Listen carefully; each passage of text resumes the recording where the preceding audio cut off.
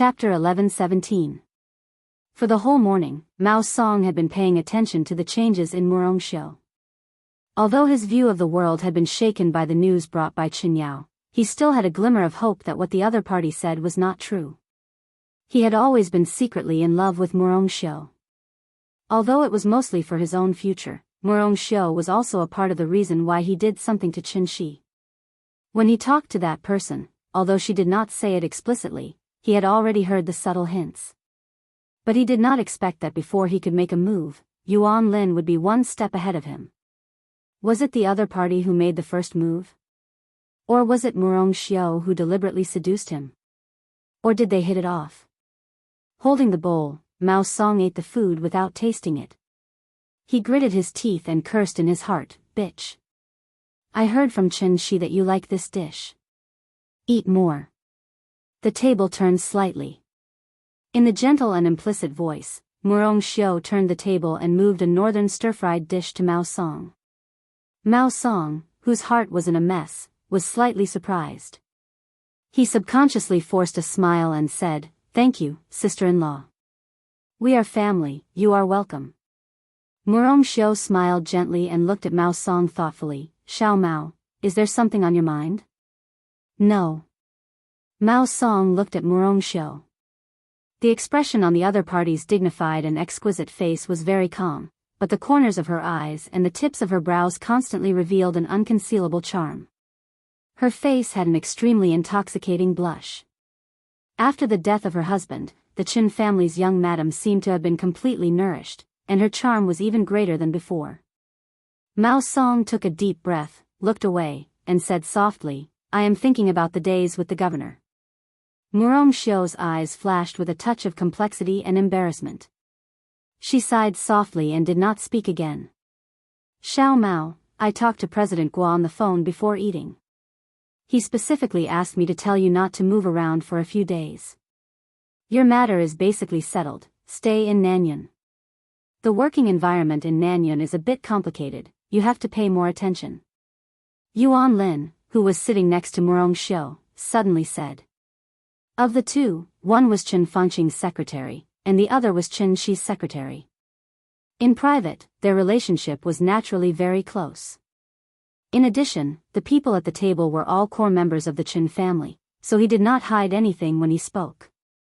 Yuan Lin nodded. Perhaps it was because of Murongxiu, but he did not feel much surprise. He merely asked subconsciously, "Then, I will stay in Yuzhou province." Yuan Lin said softly. The strange thing was that when he spoke, he didn't seem depressed at all. On the contrary, there was a hint of playfulness in his voice that others couldn't detect. This morning, he talked to Guo Wentian on the phone about this matter. It was not impossible to be the chairman of another province, but the development of the province was a little backward.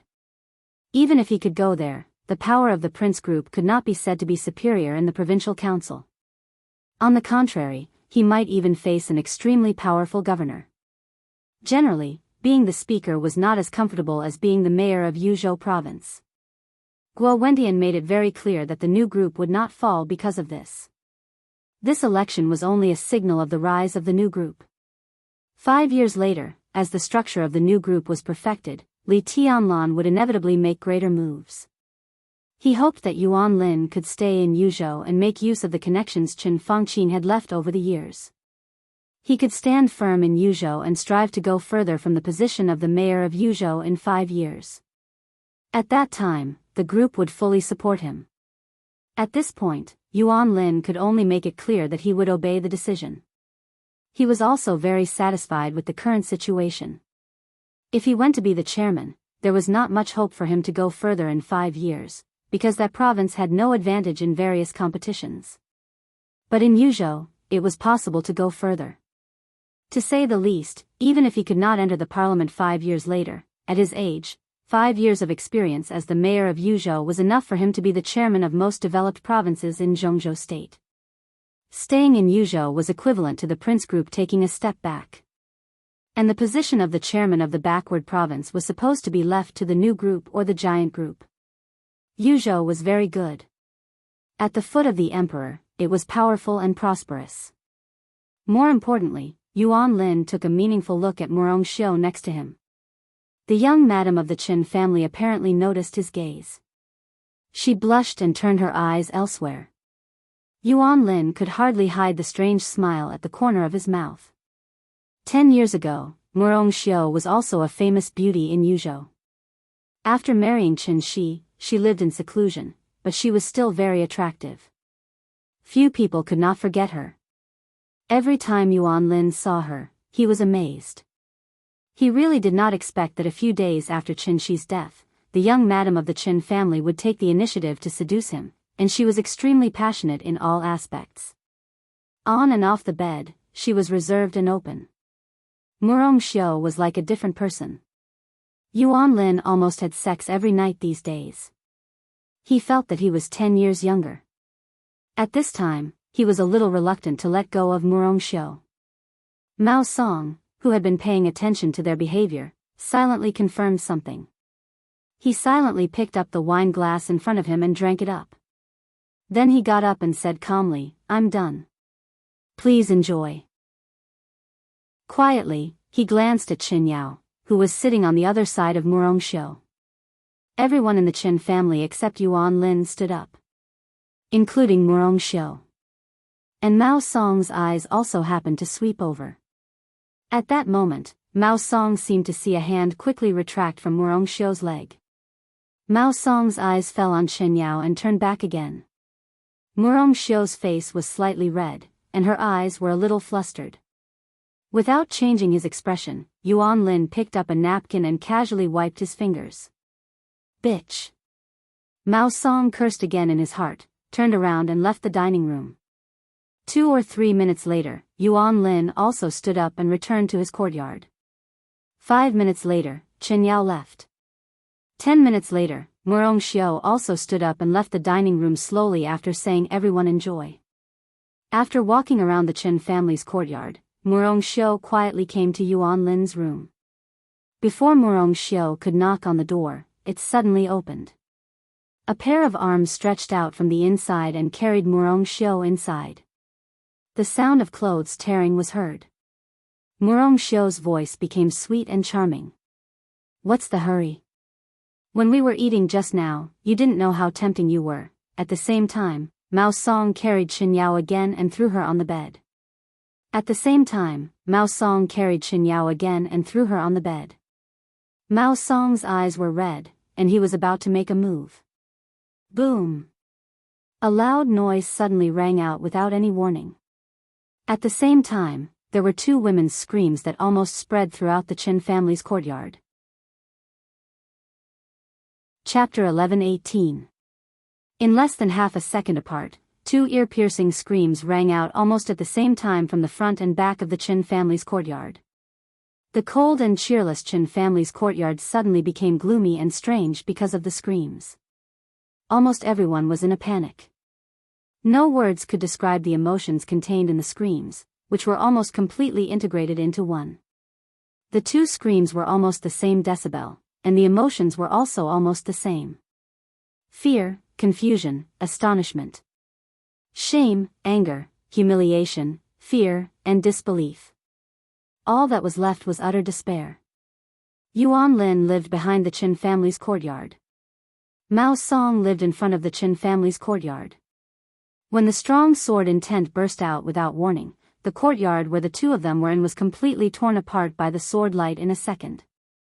The sudden burst of sword light could be said to be controlled perfectly. It directly smashed the 2 courtyards in the most thorough way, but outside the 2 courtyards, there was no damage at all. The exquisite small courtyard, which could be said to be a historical site, collapsed into a mess. Bricks, tiles, glass, and broken flowers and plants were everywhere. In the ruined scene, in the front and back, 2 groups of naked men and women appeared in front of everyone. The instinctive female screams stopped abruptly before they reached the highest decibel. Both Wuxia and Qin Yao realized something. They covered their mouths tightly, widened their beautiful eyes, and looked at the man on top of them in horror. Yuan Lin had long been stunned. All the warmth and moisture left him in an instant. He just instinctively turned his head and blinked blankly. In his sight was a crowd. Behind the crowd, there were more and more people. It was dark in front of him. All the figures seemed to be constantly overlapping. The world around him was spinning. An indescribable coldness completely froze his soul. His heart was beating faster and faster, and his hands subconsciously tightened. Under the sharp pain, the young lady of the Qin family, who came from a prestigious family, subconsciously groaned. It was as if Yuan Lin had heard a sudden clap of thunder, and he suddenly loosened his grip. He opened his mouth, but no words came out. In his sight, nightmarish figures stood at the edge of the ruins and saw everything he and Murongxiu had done. The evidence was completely and clearly placed in front of everyone in a way that no one could imagine. Li Huaqing, Guo Wendian, Hua Jingyang, Li Tianlan, Wu Jingmin, Bai Zhanfang, one after another incomparably familiar figure, all of them appeared at the scene. In the other direction, after Qin Fangqing's death, Dongqing Wudi, who could be said to be the number 2 figure in Zhongzhou state in terms of actual power and official ranking, also stood on the edge of the small courtyard where Mao Song was with several directors of the North and Southeast groups and 2 members of the Prince group. Front and back. 2 crime scenes. For a moment, there was an incomparably quiet silence. Apart from a few people who already knew the inside story, no one could believe the scene before their eyes. Even Li Huaqing and Guo Wendian couldn't believe it. Before stepping into the Qin family's courtyard, they had no idea what would happen here. All those who wanted to inform Yuan Lin and Mao Song were detained. Several core members of the Qin family led them to Mao Song's and Yuan Lin's residences. Then, the sword Qi exploded. This image had become a reality. Blank. At this moment, most people were dumbfounded. Yuan Lin didn't know what to say. Li Huaqing and the others didn't know what to say either. Because it was too sudden and too shocking, their brains didn't even realize what the scene in front of them meant. Is this Qin Fangqing's small courtyard? The young and indifferent voice suddenly sounded. Everyone's heart suddenly shook. Li Tianlan continued to smile with a cold expression. As Qin Fangqing's secretary, I played with Qin Fangqing's daughter-in-law in Qin Fangqing's residence. Who would dare to accept such a script? Qin Fangqing, Qin Fangqing, Qin Fangqing. Li Huaqing's face suddenly changed. Guo Wendian's scalp was numb. No, his whole body was numb. Under everyone's gaze, Qin Fangqing's face completely turned into a strange black and blue color. His breathing became more and more rapid. He reached out and pointed at Yuan Lin. You, after a long time, he didn't say a word. Is this the reason why you killed Qin Fangqing? Li Tianlan's voice was like an icy wind blowing through everyone's heart. In order to occupy this woman, you attacked Qin Fangqing? There was a burst of thunder. Li Tianlan's voice was very calm. But everyone could feel that the other side was already firing with all his strength. The pressure that the new group, the giant group, had been under these days was constantly released between the lines. No. I didn't. Yuan Lin's face changed dramatically. Kill Qin Fangqing? If this crime was confirmed, he couldn't imagine what would happen to him. Guo Wendian's body suddenly shook, and he barely stabilized his balance with the help of the secretary. After seeing the scene in front of him, the first thought in his mind was the future of the Prince group. It was less than 7 days after Qin Fangqing's death. His daughter-in-law, Qin Shi's wife, appeared on the bed of Yuan Lin, the secretary. If this matter was spread out, it would be a fatal blow to the reputation of the Qin family. For the Prince group, such a blow would also be fatal. If this matter was connected with the death of Qin Fangqing and his son, the entire Prince group would suffer more tragic losses.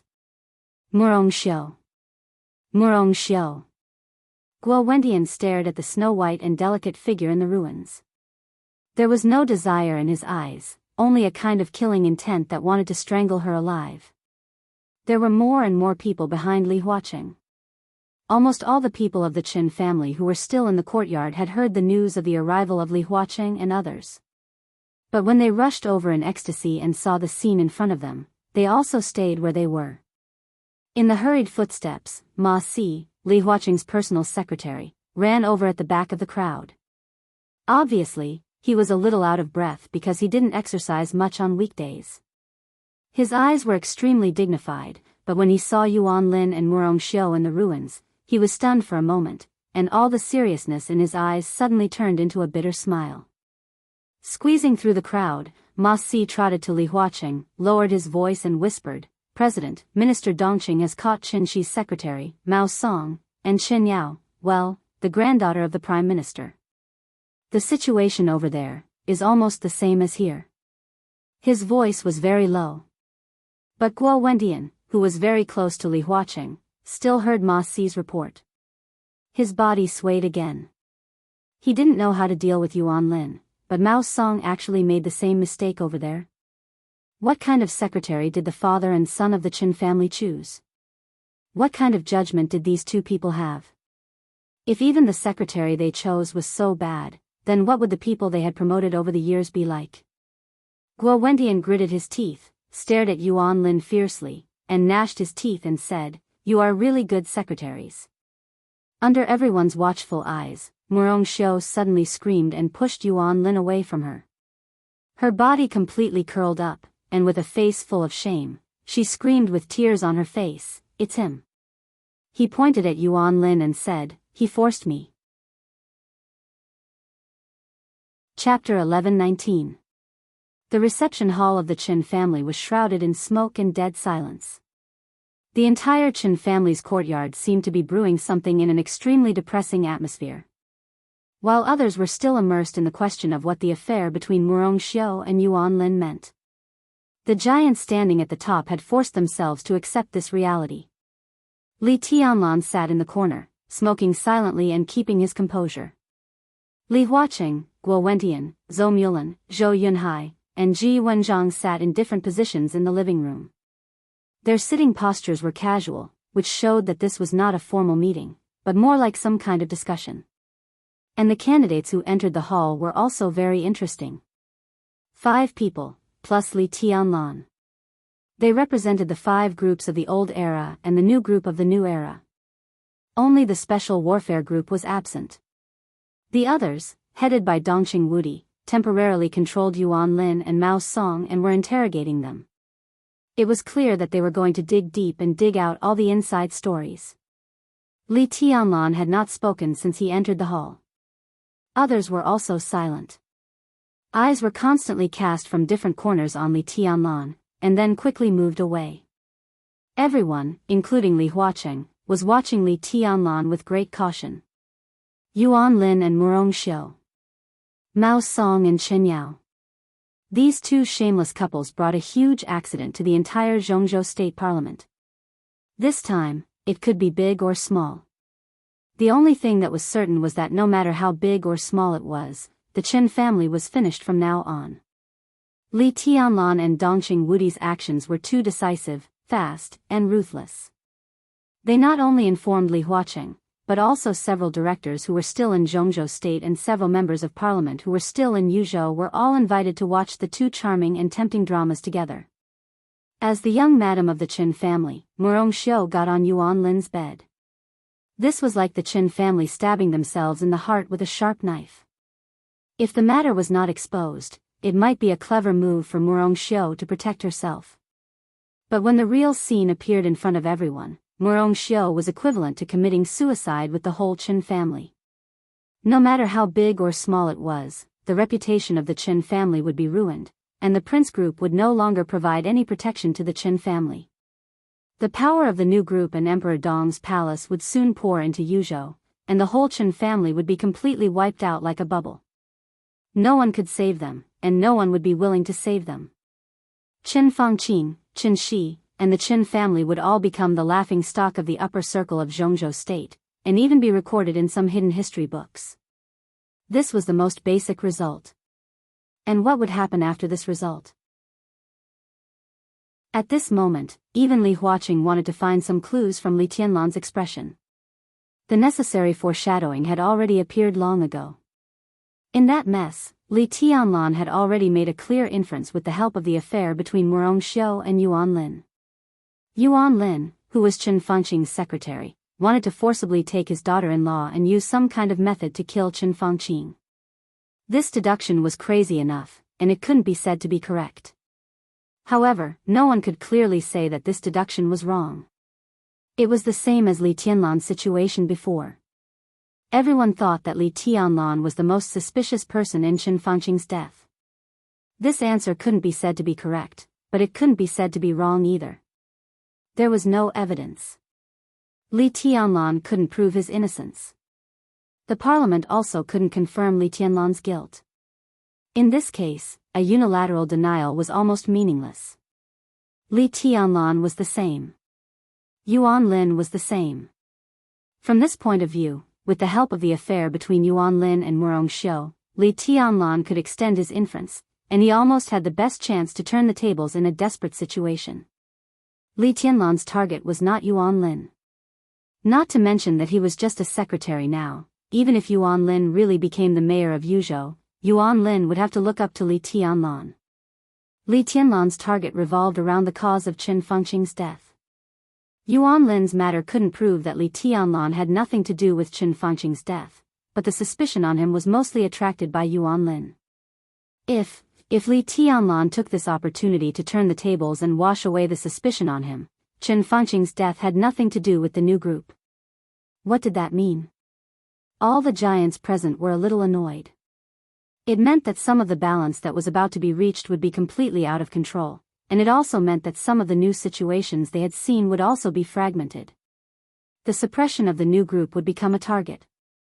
If they wanted to appease Li Tianlan, they had to make further compensation to him. How great would the impact be? First of all, Wu Jingmin, who was about to retire, would directly take the position of the second prime minister of Zhongzhou state and become the next director. Bai Qingxian would naturally enter the parliament, and there would be no other variables. Personnel issues in the various departments of the cabinet became sensitive again. The competition between Hua Xingyang and Wen Siyuan would become white-hot again. As an important fulcrum for the academics to improve their internal structure, the status of Liaodong in Zhongzhou state would become uncertain again. The situation of the prince group was even worse. Their own people killed Qin Fangqing, which would inevitably lead to a big reshuffle within the prince group. In this case, it was difficult for them to push out a director who could cooperate with Guo Wendian to stabilize the situation in the next session. Of course, there were such candidates, but it was difficult for the prince group to find a candidate who could be recognized by everyone in the internal reorganization.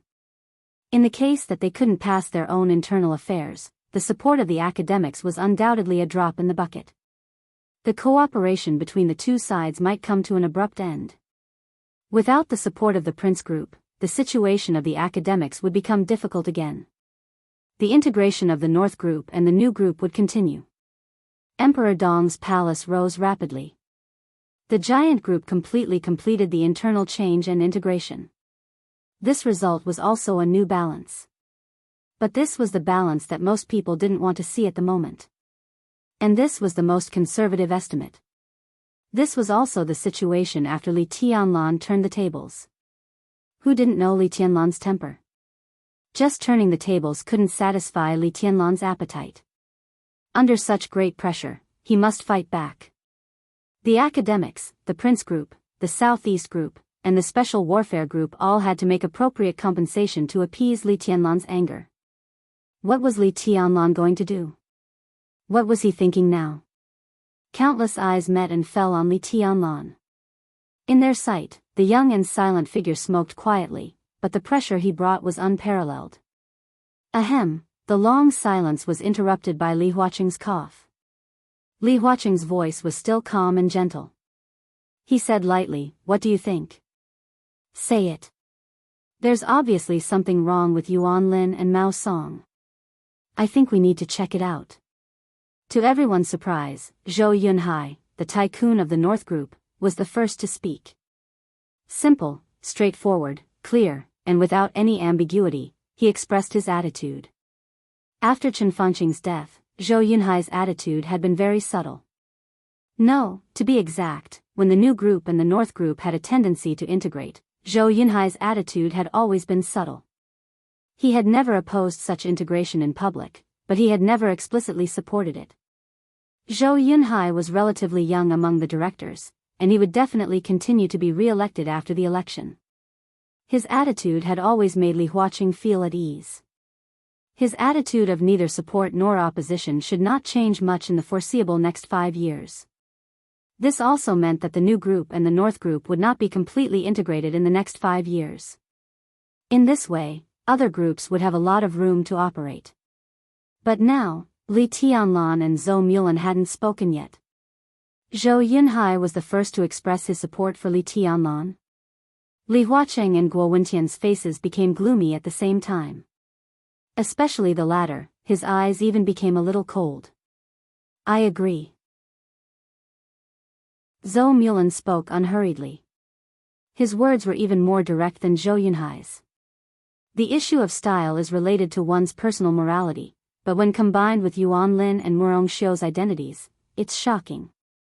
Why did the Prime Minister suddenly die? Does it have anything to do with Yuan Lin? How much does it matter? Investigate, we must investigate. This is a very serious matter. Yuan Lin is not stupid.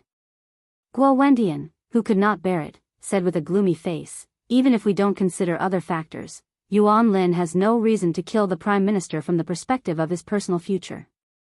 If he really killed the Prime Minister, what good would it do him?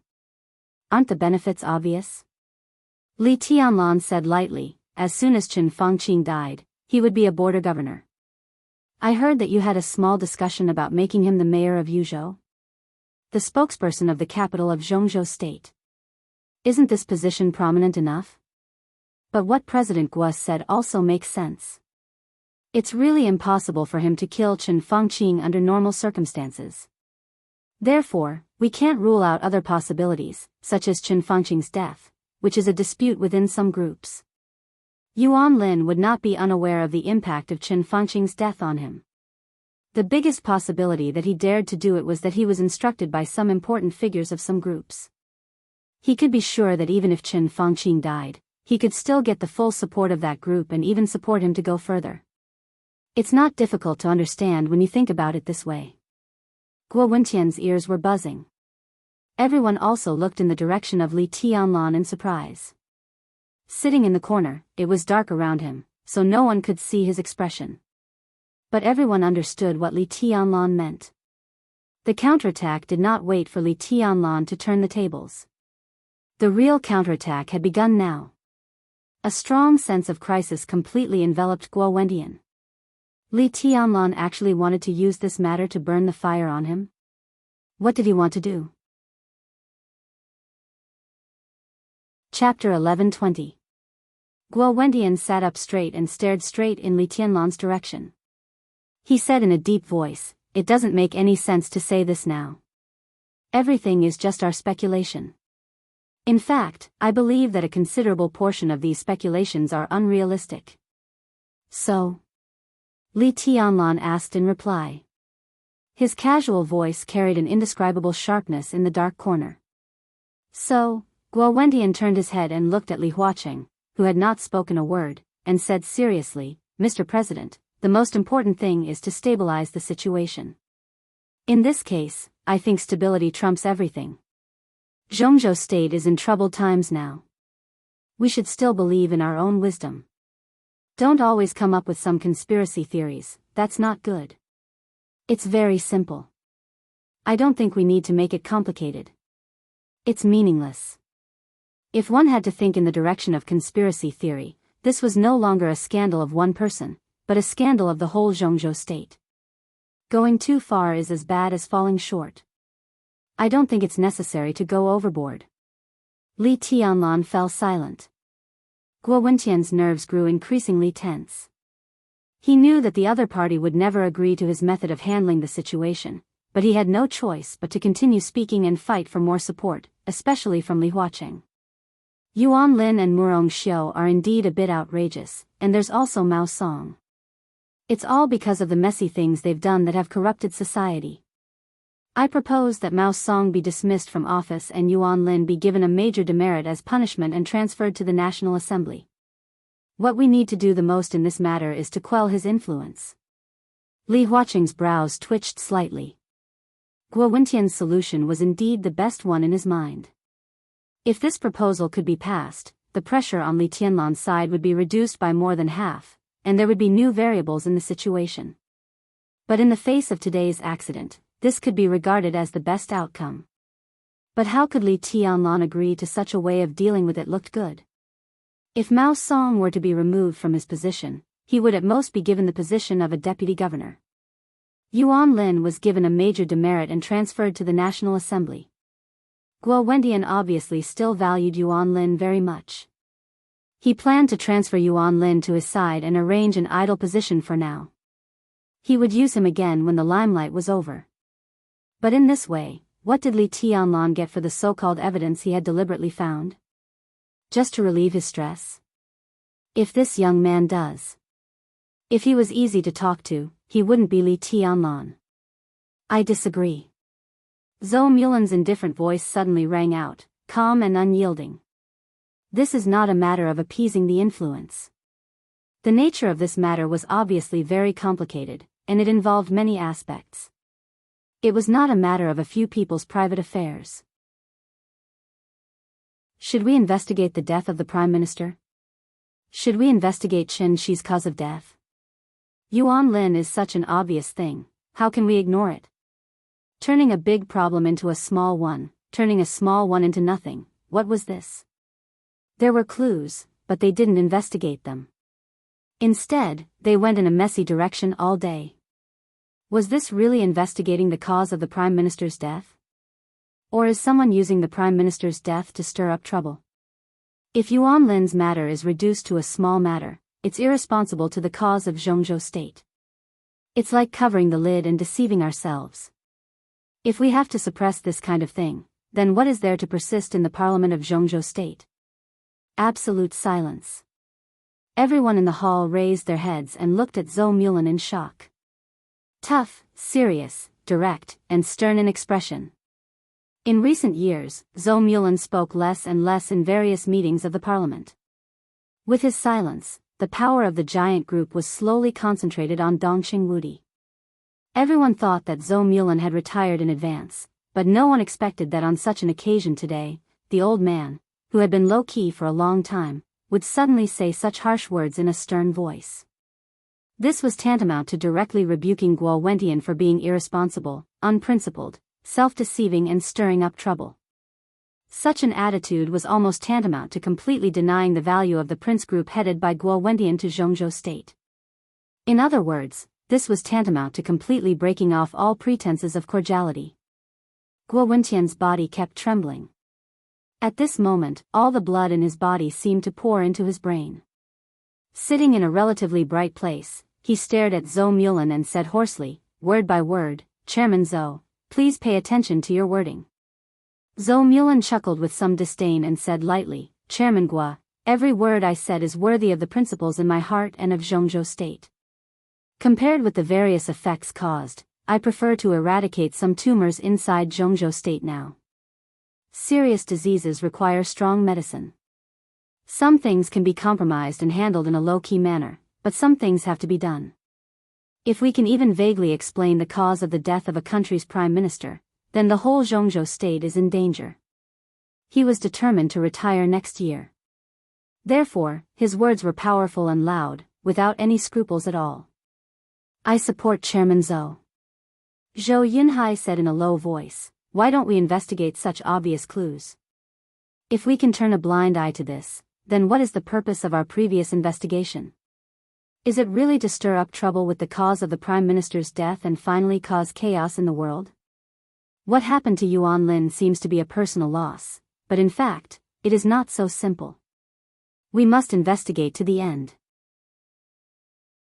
Deceiving ourselves and others, turning a blind eye to everything, thinking of turning big things into small things and small things into nothing. Then, no matter how prosperous our country is, it will be a false prosperity. If we sleep in this false prosperity and don't care about anything, in the long run, our country will no longer be a country. Guo Wendian already did not know how to react. Li Huaqing's body suddenly shook for a moment. Zhou Yunhai's voice was low and slow, but every word was like a knife. The sharp edge between the lines stabbed Guo Wendian to pieces, but the actual meaning was completely aimed at him, the president. There was no doubt that the North Group was expressing its dissatisfaction. The other party might understand his intention of stability, but the so-called stability could not be a bottomless concession and compromise. Otherwise, the so-called stability and prosperity obtained by this means would be false. The country would not be a country. This sentence was even more serious than Zhou Mulan's harsh words and stern countenance. This was no longer a matter of taking sides. This was the fundamental principle that Zhou Yunhai and Zhou Mulan really attached importance to. They could completely understand what Li Huaqing did after Chen Fangqing's death. But there was no doubt that if today's matter was suppressed, Li Huaqing's principles would undoubtedly be greatly questioned. I suggest that a special task force be set up immediately to thoroughly investigate this matter. The police department will follow the development of the case throughout the process. I support Minister Zhou's proposal. Ji Wenjiang said calmly. The Ministry of Supervision will immediately organize a special task force to investigate. Li Huaqing was silent and did not speak for a long time. Until a knock on the door suddenly sounded. Ma Si, who looked extremely serious, walked in. He hesitated, quickly came to Li Huaqing's ear, and whispered something. Li Huaqing was slightly stunned, and then his face suddenly became serious. Chapter 11:21. Although it was a centralized interrogation, the weight of Yuan Lin and Mao Song was obviously different. Dongqing Wudi, Wan Qingyun, Hua Zhengyang, several counselors almost poured all their firepower on Yuan Lin. The interrogation was not serious in both the occasion and the form. It was arranged in a very comfortable living room, but as time went by, the atmosphere in the living room became more and more depressing and desperate. I didn't force her. The despair in Yuan Lin's eyes grew stronger. It was not that he couldn't bear the pressure, but that he knew very well what it meant. It seemed to be an affair between him and Murongxiu. But once it was connected with the death of Chen Fangqing and Chen Shi, no one could bear the pressure. A few hours ago, he was still on top of Murongxiu's body, fantasizing about holding the beautiful lord in Yuzhou. A few hours later, he had fallen from heaven to hell. In particular, Murongxiu, that bitch, had backstabbed him. Yuan Lin knew very well that he was finished. No matter how Zhongzhou's state would deal with him, he would have nothing. Being able to keep his life was already the best outcome. She seduced me. I made a big mistake on impulse. Yuan Lin's slow and trembling voice slowly echoed in the living room. I am responsible for this matter. I have to make a self-criticism to the parliament and deeply reflect on my mistakes. I didn't control myself. No one can resist the temptation. I failed to live up to the training and education of the parliament over the years. You like to make self-criticism. There will be many opportunities in the future.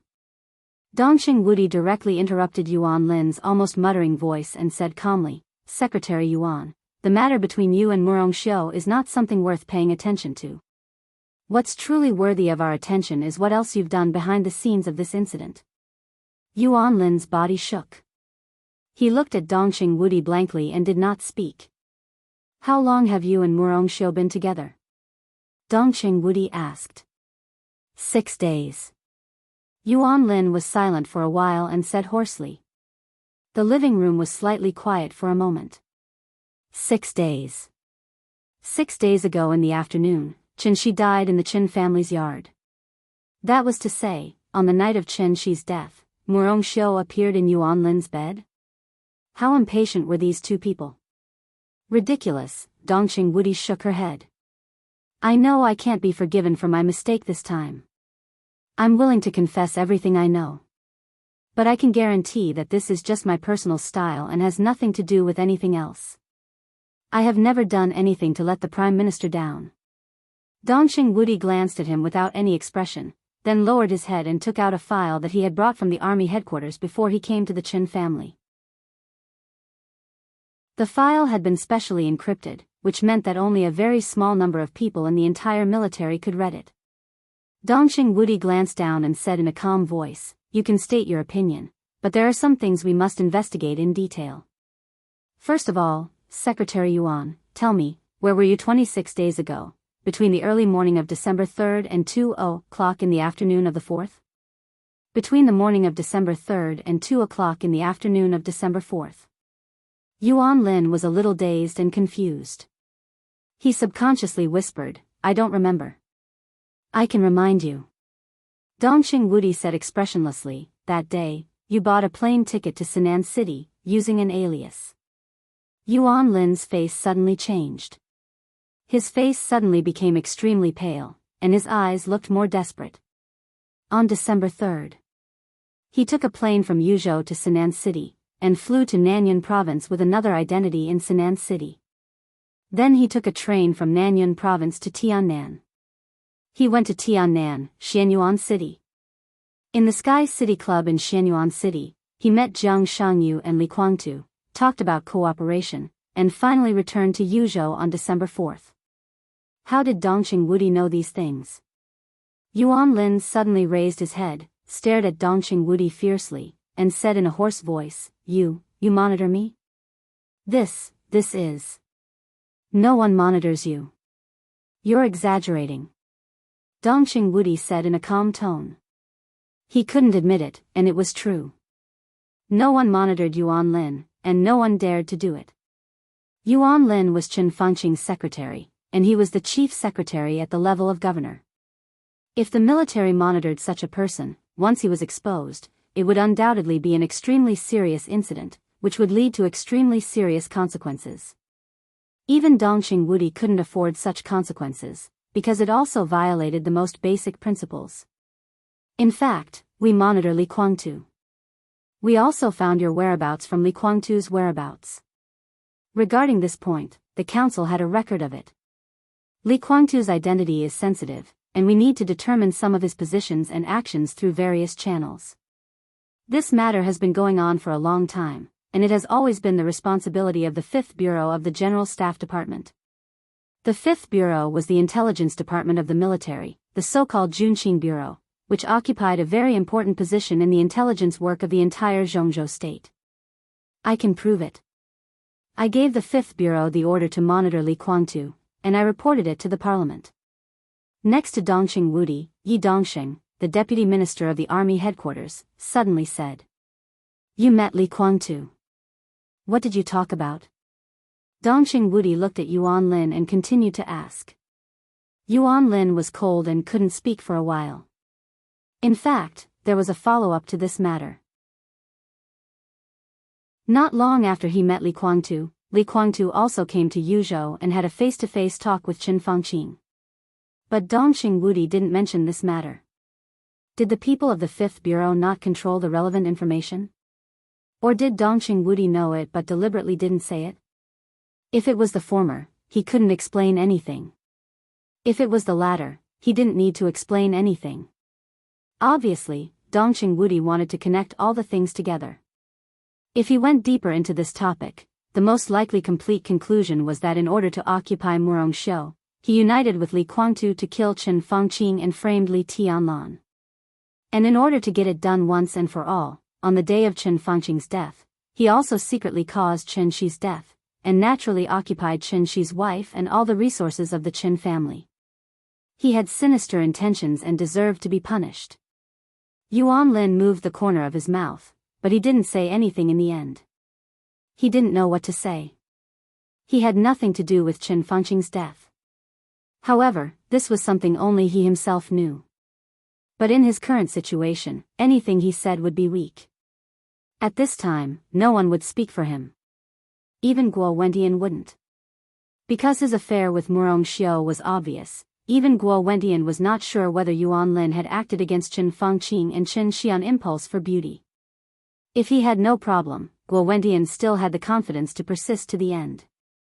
But what if there was really a problem, Guo Wendian's tough statement would bring unimaginable trouble to himself and the Prince Group.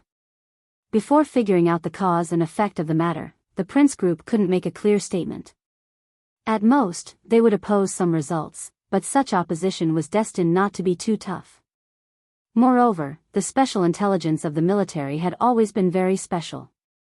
There were some things that, except for Dongxing Wudi, Yi Dongxing and a few others, even the president didn't know, such as Yuan Lin's secret appointment with Li Guangtu and the secret talk between Li Guangtu and Qin Fangqing. Yuan Lin wasn't sure if Dongqing Wudi and Yi Dongxing knew that Li Guangtu and Qin Fangqing had met, but it didn't matter. What mattered was that as long as he kept this matter under wraps and only mentioned his meeting with Li Guangtu in Xianyuan City, then it would be impossible to explain. In order to possess Murongxiu? This motive was indeed a little weak. But what if it was to possess Murongxiu and monopolize the resources left by Qin Fangqing? This was very realistic. Yuan Lin's identity was sensitive. When Qin Fangqing died in incomparable humiliation, and then Qin Shi died inexplicably, as long as someone took the blame for their deaths, the Qin family would be taken care of to the greatest extent. In other words, as long as the parliament believed that it was Li Tianlan who did it, the Qin family would certainly get support from all aspects of the parliament, and the one who benefited the most was naturally Yuan Lin. This was the righteous resource left by Qin Fangqing after his death, and this resource, the most conservative estimate, could push him into the parliament of Jianghu state 5 years later. In this way, this motive was sufficient. And his secret appointment with Li Guangtu could naturally be inferred that he wanted to use Li Guangtu as a knife. Qin Fangqing and Qin Shi died strangely. Everyone thought that Li Tianlan killed them in some way of martial arts. If Li Tianlan could do it, Li Guangtu, who also stood at the peak of martial arts in the dark world, could naturally do it. The motive and the means of killing seemed to be available. Li Guangtu's promise to cooperate meant that Yuan Lin had given the other party an irresistible reward. As Qin Fangqing's secretary, Yuan Lin had mastered countless information. What did he give Li Guangtu? Was this treason? His thoughts kept diverging. Yuan Lin's eyes went black for a while. Countless crimes seemed to be constantly pinned on his head in front of his eyes. He was extremely sad to find that at this moment, he didn't even have the slightest room to resist. When all the chains of evidence pointed to him, there would be countless people in the dark cooperating tacitly to make this chain of evidence seamless. It never mattered what the real truth was. What mattered was what people were willing to believe and accept the truth. So, Dongqing Wudi said in a low voice, Li Guangtu has a direct relationship with the death of the Prime Minister, right? Yuan Lin was shocked. He knew that it was very likely that there was no turning back, but this concerned his life, so he had to struggle no matter what. However, just as he was about to retort, a hoarse voice rang out. That voice was incomparably tired, incomparably numb, and filled with intense bitterness. No, not only Li Guangtu, everyone was stunned for a moment. Even the few directors subconsciously turned their gazes away from Yuan Lin and shifted their gazes to, on Mao Song. Chapter 1122. The order of the previous chapters is wrong. Well, the content is correct. Sorry. Mao Song. Dongqing Wudi's eyes narrowed subconsciously. Others' eyes were a little blank. Those who could enter this living room to participate in this special interrogation were at least governors. There was only one such person, and that was Ma Si, Li Huaqing's secretary. In addition to Ma Si, all the people here were members of parliament and directors who could be called leaders of Jianghu state. They were not very familiar with Mao Song. Qin Shi's secretary was far from worthy of their attention at this stage. Mao Song's future may be very promising, but when Qin Shi hasn't truly fulfilled his potential, these real executives naturally won't bother to study his secretary. Therefore, although he was also brought to the interrogation room, basically no one paid attention to him. Everyone's attention was focused on Yuan Lin. As for Mao Song and Chen Yao, it was completely irrelevant. Mao Song was not qualified enough. Chen Yao was not as good as Murongxiu. The value of his existence was at most a bargaining chip to be sacrificed. This was his fate. Mao Song was also very clear about his fate. Dongqing Wudi had led the direction of the conversation and completely forced Yuan Lin into a desperate situation. Unless there was a big accident, it was not hard to imagine Yuan Lin's fate. With Yuan Lin's fall, Mao Song also knew his fate. All of his duties and the future he had been looking forward to would come to naught. All of his deeds would be clearly investigated, and his family would be implicated.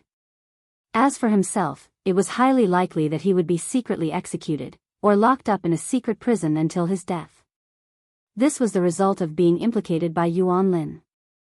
The leader of the prince group might try his best to protect Yuan Lin, but no one would protect him, because he was not qualified or important. So from Mao Song's point of view, if he did nothing, no matter what happened to Yuan Lin, his fate would be extremely miserable. He could not put his hope on the prince group. Everyone knew that it was impossible. The only way was to save himself. It could be said that he gave up on himself or tried to save himself. The only thing he was glad about was that he had enough bargaining chips. It was a bargaining chip that could pin Yuan Lin, and even many others, to the ground. He could follow the direction of Dongqing Wudi's conversation and block all possible doubts. So he took the initiative to speak. The phrase, not only Li Kuangtu, had a rich meaning. It was tantamount to indirectly admitting his crimes on behalf of Yuan Lin. At the same time, it also meant that there were many inside stories that others did not know. Mao Song, what nonsense are you talking about? An incomparably low and stern voice rang out. Beside Yi Dongsheng, a middle-aged man with a dignified and calm appearance suddenly slammed the table. You have to understand your own situation. Don't make wild accusations. You have to be realistic. Mao Song looked at him expressionlessly and suddenly sneered, Minister Yang, I can be responsible for every word I say. Yang Jianghu. He was one of the current leaders of the Prince Group, the current member of Parliament of Zhongzhou State, and the first deputy minister of the Ministry of Supervision. After the general election next year, Yang Jianghu was very likely to become the new director candidate of the Prince Group. The moment Mao Song opened his mouth, the warning he issued did not match his identity, but it was definitely in line with his position. Yuan Lin alone had already caused the Prince Group a lot of trouble. At this time, why did Mao Song come to join in the fun? Whether what Mao Song said next was the truth or a fabrication, Yang Jianghu did not want him to continue. He just wanted this matter to calm down as soon as possible. Fellow wise man in Jianghu, watch your attitude and words. Wan Qingyun, the Minister of Supervision who had been silent, frowned and said in a cold voice, whether what Mao Song said is true or not, we will investigate according to what he said, not stop him from speaking. Dongqing Wudi slightly raised his eyebrows and looked at Mao Song, his eyes a little flickering. Among these people present, he was probably the only one who had been paying attention to Mao Song. Even when he was interrogating Yuan Lin, he did not miss the change of Mao Song's expression out of the corner of his eye. Because Li Tianlan made it very clear that the turning point of this matter did not lie in Yuan Lin, but in Mao Song, who no one had paid serious attention to. Dongqing Wudi was originally thinking about how to shift the topic from Yuan Lin to Mao Song, but he did not expect that Mao Song had already taken the initiative to speak. Dongqing Wudi was a little surprised, but he did not show it on his face. He looked at Mao Song and said calmly, what do you know? I know a lot of things. Mao Song's eyes were a little hollow, but with these strange hopes. Yang Jianghu wanted to say something but did not speak in the end. He just looked at Mao Song full of warning. Dongqing Wudi nodded and said expressionlessly, go ahead. Ma Si, who was at the lowest level here, picked up a pen and began to make notes. Mao Song looked straight at Dongqing Wudi for a long time. He seemed to be hesitating, and finally took a deep breath and said slowly, no, Minister Dongqing, if possible. I want to talk to you alone. Yang Jianghu moved his lips as if he wanted to say something, but in the end, he did not speak. Dongqing Wudi was silent for a while and nodded. He stood up and pointed to a small lounge next to the living room. Come with me. Minister, Mao Song is in danger now. No one can guarantee that he will not do anything extreme. Your safety, Yang Jianghu finally spoke, but he automatically shut up halfway. His expression looked a little embarrassed. In a hurry, he felt like an idiot for saying what he subconsciously said. Everyone looked at him as if he were an idiot. Worried about Dongqing Wudi's safety? It was a complete joke. In recent years, after Dongqing Wudi entered the army headquarters, his reputation had been silent in the dark world for a long time. But it was just that he was not mentioned, it did not mean that he would be forgotten. Dongqing Wudi, known as the god of massacre in Jianghu State, was still on the list of the top 10 contemporary experts in Jianghu State.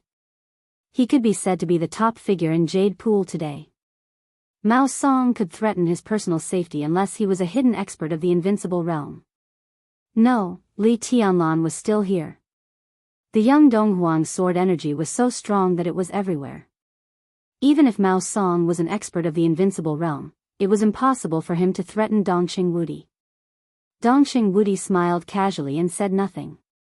He took Mao Song directly into the small reception room next to him. The door of the reception room slowly closed, blocking everyone's sight. Sit down, Dongqing Wudi said slowly. Now he sat down on the sofa. Mao Song sat opposite Dongqing Wudi in silence, as if thinking about something. Dongqing Wudi took out a pack of cigarettes without any anxiety. After taking one out and lighting it, he pushed the pack toward Mao Song. He could see the mental pressure Mao Song was under at this time, but he could also see Mao Song's determination. In fact, from the moment Mao Song opened his mouth, the nature of this matter seemed to have been doomed. Mao Song took out a cigarette, lit it, and took big, almost greedy puffs. If nothing had happened today, he should have been smoking at this time, holding the beautiful woman of the Qin family in his arms. But now, Mao Song gave a wry smile and spat out the smoke. He looked up at Dongqing Wudi and was silent for nearly half a minute. Then he said in a low and hoarse voice, "Minister, I want a chance to live." Dongqing Wudi seemed to be a little surprised, but also not surprised. He raised his eyebrows and did not speak. Mao Song held the cigarette between his fingers. Amidst the lingering smoke, his gaze became a little erratic. Me. I've never suffered much since I was young. I was basically spoiled since I was young. My parents are ordinary workers and my family isn't considered rich, but I've never lacked anything compared to others. My childhood and adolescence were very stable, and I worked hard in college. I was admitted to the city hall, and by chance, I became Governor Qin Shi's secretary. In many people's eyes, even in my own eyes, my luck is very good.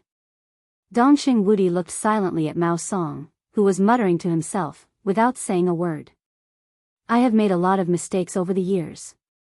I like money and women, and I have done a lot of things that I shouldn't have done. Many times, I think that I am indeed a person with poor self-control.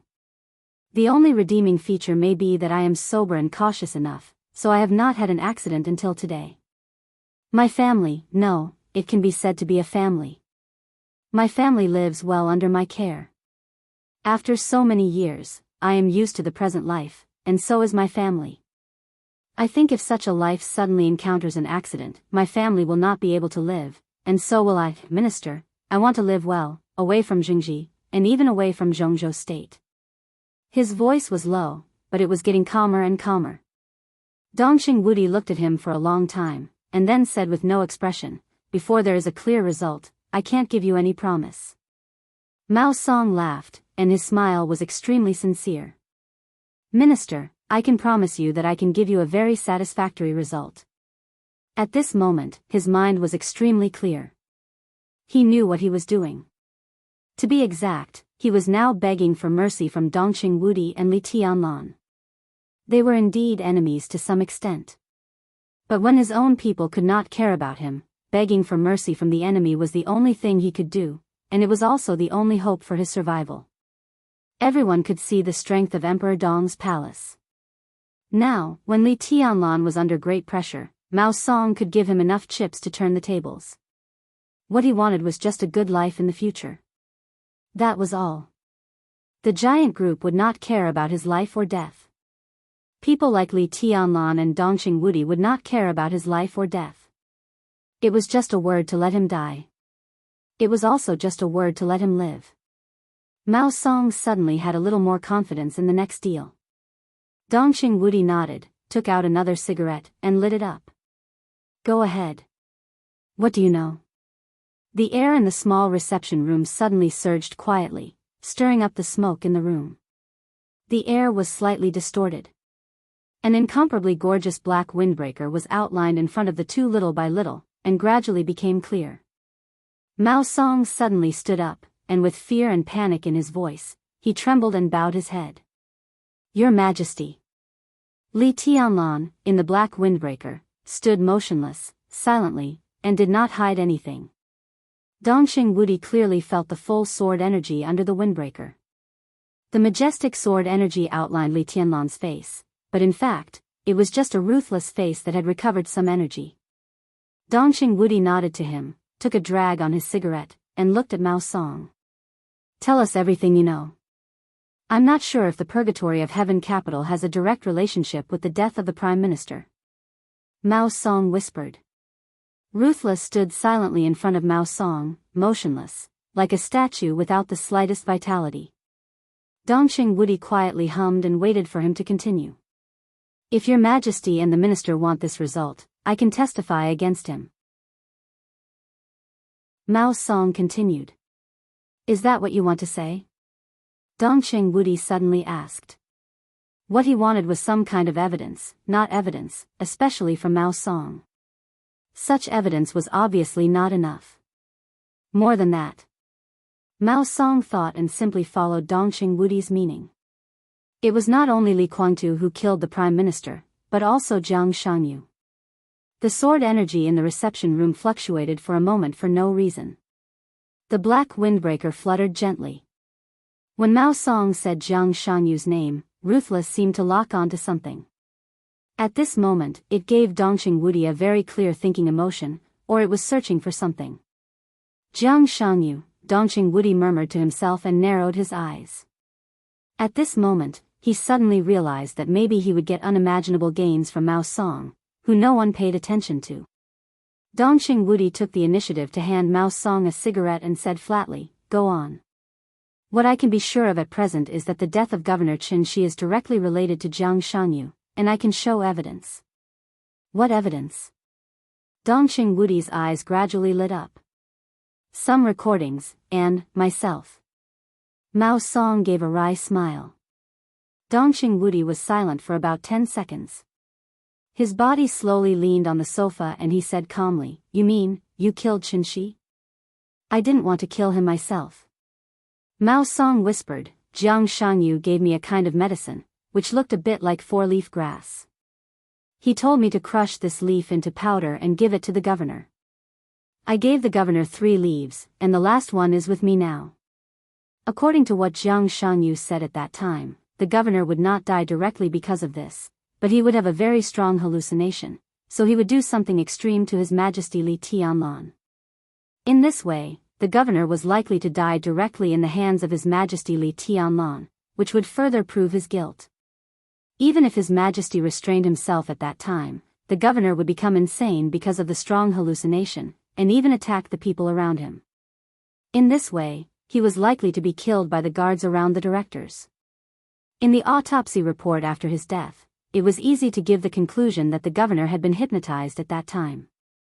Then, Jiang Shangyu would expose the fact that Patriarch Qin Weibai was good at hypnosis in the spiritual domain, which would not only put more pressure on His Majesty, but also drag the Lin clan into trouble.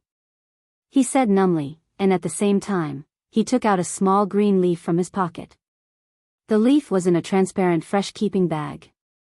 Mao Song put the leaf in front of Dongxing Wudi and whispered, Jiang Shangyu gave it to me, and so did the fresh-keeping bag. There should be his fingerprints on it. Dongxing Wudi, whose heart was in turmoil, restrained his expression and just asked, in addition to the possible fingerprints, what other evidence do you have? Recording. There is a USB flash drive in my room, hidden under the bed and glued to the bed board. It should not have been destroyed. A black shadow instantly separated from Wu Qing's body and rushed out of the reception room. Mao Song merely blinked his eyes and the black silhouette once again merged with Wu Qing. A black USB flash drive appeared on the coffee table, still spinning and shaking slightly. Dongxing Wudi and Mao Song's eyes fell on the USB flash drive at the same time. Mao Song was stunned for a moment, nodded slightly, and whispered, That's it. There was no equipment to play the recording in the reception room, so Dongxing Wudi carefully put away the USB flash drive. How did Jiang Shangyu get in touch with you? Dongxing Wudi asked. through the shade. Mao Song told him everything he knew, and every word was true. What he said was the truth, so it was particularly logical. The shade is in the Phoenix Pavilion, codenamed Red Snow. Dongxing Wudi was a little confused and asked, "What is the Phoenix Pavilion? Who is Red Snow?" The Phoenix Pavilion is a secret organization of Kunlun City. Mao Song laughed in a low voice. It is also the core organization of Kunlun City. I don't know how long this organization has been established, but it is certain that the existence of this organization weaves an unimaginable network for Kunlun City. The members of the Phoenix Pavilion are all different women and men of various styles. The members are very mixed, which means that the coverage is very wide. University belles, teachers, policemen of Jianghu State, female officials, young women from rich families, daughters of rich families. Oh, there are all kinds of people in it. I can roughly understand some of the operating processes of the Phoenix Pavilion. There are 4 very important departments inside the Phoenix Pavilion. One is called the Observation Office, one is called the Analysis Office, and one is called the Executive Board. The last one is the Training Department. The Observation Office is the peripheral force of the Phoenix Pavilion, scattered in various places, regions, and industries in Jianghu State. Most of them have their own jobs to disguise. Their most important task is to target some talents with sensitive identities, great value, and amazing potential. Including, but not limited to, high officials, rising stars, financial tycoons, and so on. The Observation Office will regularly make a list, summarize it annually, and then delete some that are not so reasonable. After finalizing a final list, it will be submitted to Kunlun City. This list will be transferred to the Analysis Office. The Analysis Office can combine the intelligence of Kunlun City to deeply analyze the role each candidate can play at present, the height he may reach in the future, the resources he controls, and so on. It is impossible for the Observation Office to get the intelligence of Kunlun City. Relying on this intelligence, the Analysis Office simplifies the list provided by the Observation Office and forms the final list. The final list will be transferred to the Executive Board, which is mostly made up of the elites of various special operations bureaus in Jianghu State. They will conduct the most detailed investigation on everyone on the list, such as their character, taste, hobbies, schedule, ideals, marital status, family relationship, and the opposite sex they like. They can even investigate their previous friends of the opposite sex and their current wives or husbands, understand the reason for their breakup, understand the couple's conflicts in their current lives, and so on. All the details are within the scope of the Executive Board's investigation, even down to what brand of toilet paper they like. The Executive Board will eventually produce a detailed investigation report and transfer it to the Training Department. Based on the investigation report, the Training Department will screen candidates in the Phoenix Pavilion who meet the target's taste. For example, Mao Song paused and then smiled with some complexity. For example, me. I like to be quiet and reserved. It's best if she has an oval face, long hair, big eyes, a pair of slender, beautiful legs, good personal culture, has received higher education, loves music and classical dance, and is 1.7 to 1.75 meters tall with a decent job. The Observation Office will put my name on the observation list and send it to Kunlun City in the summary. Kunlun City will hand over the list to the Analysis Office. My name will be confirmed after combining various analyses. Then the Executive Board will use various ways to learn all kinds of information about me, and finally form an investigation report and send it to the Training Department of Phoenix Pavilion. The Training Department will select suitable candidates from various groups in the Phoenix Pavilion. My preference is relatively simple and easy to satisfy. But if the opposite sex I dream of doesn't exist in the Phoenix Pavilion today, then the investigation report about me will be transferred to the Observation Office again, and the Observation Office will start to mobilize resources, such as the police department and the resources of various special operations bureaus, to find and lock the target for me all over the country and even the world. After the target is locked, it will be transferred to the Executive Board again, which will make a detailed action plan. It will use various means to get the target to the Phoenix Pavilion, and then join the training department for special training and brainwashing for a long time. When the other party's training and brainwashing are all qualified, the trainee will be transferred to the executive board again, and the people of the executive board will arrange various accidents and occasions to let her appear by my side smoothly. Such a candidate will basically be the lover I dream of. There is almost no error. Her existence perfectly matches all my fantasies about the opposite sex. She targets my weakness and makes me almost unable to resist. I will completely fall for her in a very short time. In this way, I will have a chess piece of Kunlun City by my side. When she gains all my trust, the executive board will make the next plan. If everything goes well, I will also become a chess piece of Kunlun City. At least, I can become a force that Kunlun City can use. Mao Song said and lit another cigarette. He smoked silently. After a long silence, he suddenly laughed and said, "Of course, this sounds a little troublesome, but this is a special case. Most people don't have two impossible requirements for their dream lover. The various women in the Phoenix Pavilion are enough to deal with most situations. After joining the training department, they can perform long-term tasks after short-term training. Unless there is a particularly valuable target, Kunlun City will spend a lot of manpower and material resources to tailor a dream lover for the target." Phoenix Pavilion. Kunlun City. The calmness on Dongqing Wudi's face had completely disappeared, leaving only solemnity. Kunlun City had only appeared in Jianghu State for more than 20 years. But the Gu family, which had struggled under the majesty of the Li family, had a very long history.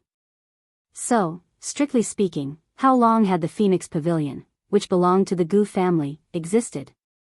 If such an organization really existed, to what extent would it have developed in Jianghu State now? How many people are there in the Phoenix Pavilion? Dongqing Wudi asked in a low voice after thinking for a while. I don't know. Mao Song smoked and shook his head. There shouldn't be many formal members who are in a state of no task. Most of them have formal and long-term tasks. But what is certain is that, in addition to those departments, there are at least 6 large groups in the Phoenix Pavilion. In addition, there are at least 3 schools behind the Phoenix Pavilion that specialize in training all kinds of talents. Is there such a school? Will anyone choose to sign up? Dongqing Wudi's worldview was severely shocked. He had been in the Border Control Corps all year round and had been dealing with soldiers for most of his life. In his mind, the Phoenix Pavilion was simply a place to train senior girls. A school set up in such a place. Would anyone sign up? I can tell you for sure that at least 3 of the schools are overcrowded. Mao Song smiled. In this day and age, there are still a lot of good girls, but there are also a lot of girls with distorted values. There are even more beautiful and scheming girls who want to marry into a rich family.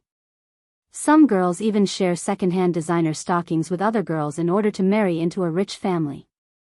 In order to get in and out of various so-called high-end occasions, they would rather squeeze dozens of people into a luxury hotel suite just to take a selfie to pretend to be a so-called socialite. In a high-end restaurant, more than 10 people have to pay for a cake together. They take turns to take photos, and they have to be slapped for every bite. Oh, humble and pitiful things. Compared with them, the Phoenix Pavilion can be said to be a paradise. At least the people in the Phoenix Pavilion, although the mission they undertake is contemptible, at least they are like human beings. As long as they can walk out of the Phoenix Pavilion, it means that they can definitely appear beside some big shot. As long as they work hard, they don't lack money or power. They can live a luxurious life, have luxury cars, watches, and houses. Maybe they can't see the light. But they live a life that most materialistic girls are incomparably envious of. For this kind of life, many girls are willing to give up everything. Even if it's a school secretly run by the Phoenix Pavilion, not just anyone can enter. First of all, there are very clear and rigid requirements for academic qualifications, height, appearance, and body proportions. Secondly, there are past love lives. It's best if you're pure and unblemished. If you're not, then you can't have a private life that's too messy. In addition, there are questions about interests, hobbies, personality, and so on. In short, if you want to enter that school, the tests in all aspects are no less than a top-notch interview. After receiving an official invitation letter, the tuition fee would be completely free, and accommodation would be provided. The school would also introduce decent and leisurely jobs to the students outside of the curriculum. In addition to that, there would also be a subsidy from the school. Every official student would receive at least a 5-digit income every month after studying. There will be an internal assessment every year, and some people will be persuaded to quit. Those who pass the test but don't meet the requirements of the Phoenix Pavilion will also be divided into different levels. They will be placed on a list one level lower, or enter various departments of the Phoenix Pavilion, and their income will at least double. The current Phoenix Pavilion is not only a huge network of relationships, but also a very complete and hidden industrial chain, which is full of temptations and desires. The highest level members they attract. Mao Song suddenly fell silent. Dongxing Wudi, who looked extremely solemn and a touch of hatred, frowned and said in a low voice, "Go on. The highest level member they attract has reached the level of a member of parliament, but I don't know who he is." Dongxing Wudi was silent for a long time and did not speak. He was silently digesting the information Mao Song said. If the Phoenix Pavilion really existed and had developed for many years, then how much hidden power did Kunlun City and the Special Warfare Group have now? According to Mao Song, the existence of the Phoenix Pavilion must consume a lot of money every year or even every day for various expenses. In addition to other expenses, where did Kunlun City get the money to support the Phoenix Pavilion? Should I check the financial situation of the Special Warfare System? Dongxing Wudi thought silently, and a doubt naturally came to his mind. He glanced at Mao Song and asked, "How do you know these things? Besides, we seem to be talking about Jianghu. This is one thing." Mao Song's voice was flat as he said, "Hong Shui told me this yesterday. Her real name is Lin Yin, and she belongs to the Phoenix Pavilion's 6th group, the Azure Phoenix Group. She's also the woman of my dreams that the Phoenix Pavilion secretly arranged for me. She's been with me for many years and has developed feelings for me. That's why she told me these secrets. In addition to being an elite cultivated by the Phoenix Pavilion, she is also one of Jiang Shanyu's pawns. A long time ago, at least 10 years ago, the Jiang family in Beijiang began to slowly infiltrate the Phoenix Pavilion. Hong Shui is now in Building 11 of the Ants Villa district in Yuzhou. The minister can send someone to bring her here for evidence now. In addition, Hong Shui's immediate boss, Lu Dongyue, the leader of the Green Phoenix Group, is now in Nanyuan Province. On the surface, he is the director of the 6th Division of the Nanyuan Special Operations Bureau, but in fact, he is the main person in charge of the Phoenix Pavilion in Nanyuan Province. At the same time, he is also one of the 3 main executives of the Phoenix Pavilion in the southwest region of Zhongzhou State. Dongxing Wudi quickly took out his mobile phone and sent 2 text messages. He arranged for someone to control Hong Shui and Lu Dongyue as soon as possible. The villa area where Hong Shui lived was not far from here and the army headquarters. He could get it done as soon as he sent the text message to Bai Qingzhao. As for Nanyuan, although it was a place where the Prince Group had a deep influence, it was also a place where Dongxing Wudi had a deep influence. More than 100,000 troops of the Blood Battalion of the Border Control Corps had always been stationed there. If necessary, as long as Dongxing Wudi gave the order, more than 100,000 troops would be enough to surround the Special Operations Bureau of Nanyuan Province in the shortest time.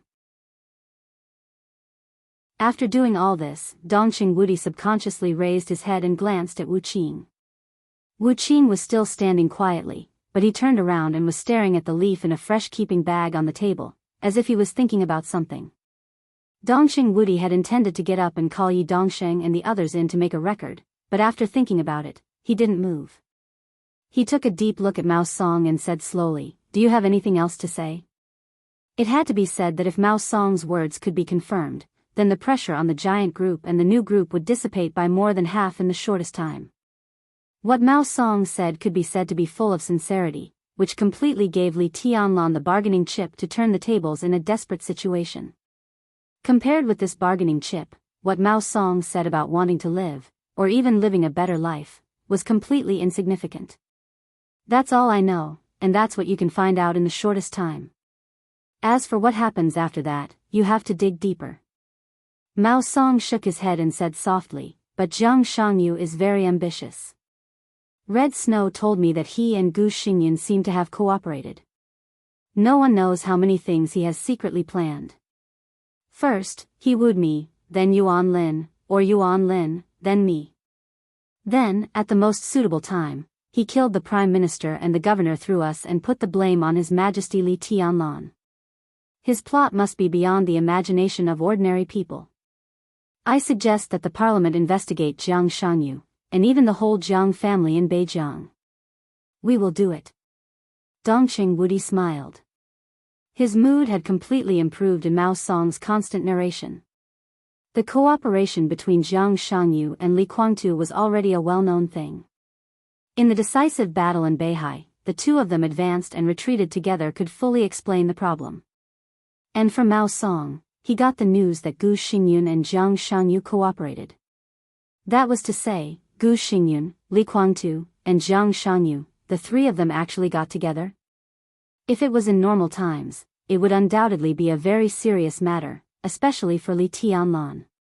But now, with Mao Song's confession, his clues suddenly connected Gu Xingyan, Jiang Shangyu, and Li Guangtu. The Phoenix Pavilion was a ghastly sight. The insidious and cunning Jiang Shangyu. The patient and dormant Li Guangtu. The storm was about to rise in Jianghu state. When the storm ended, what would the former Kunlun city and the former Purgatory of Heaven capital look like? And what kind of height would the rising new group and Emperor Dong's palace reach in this storm?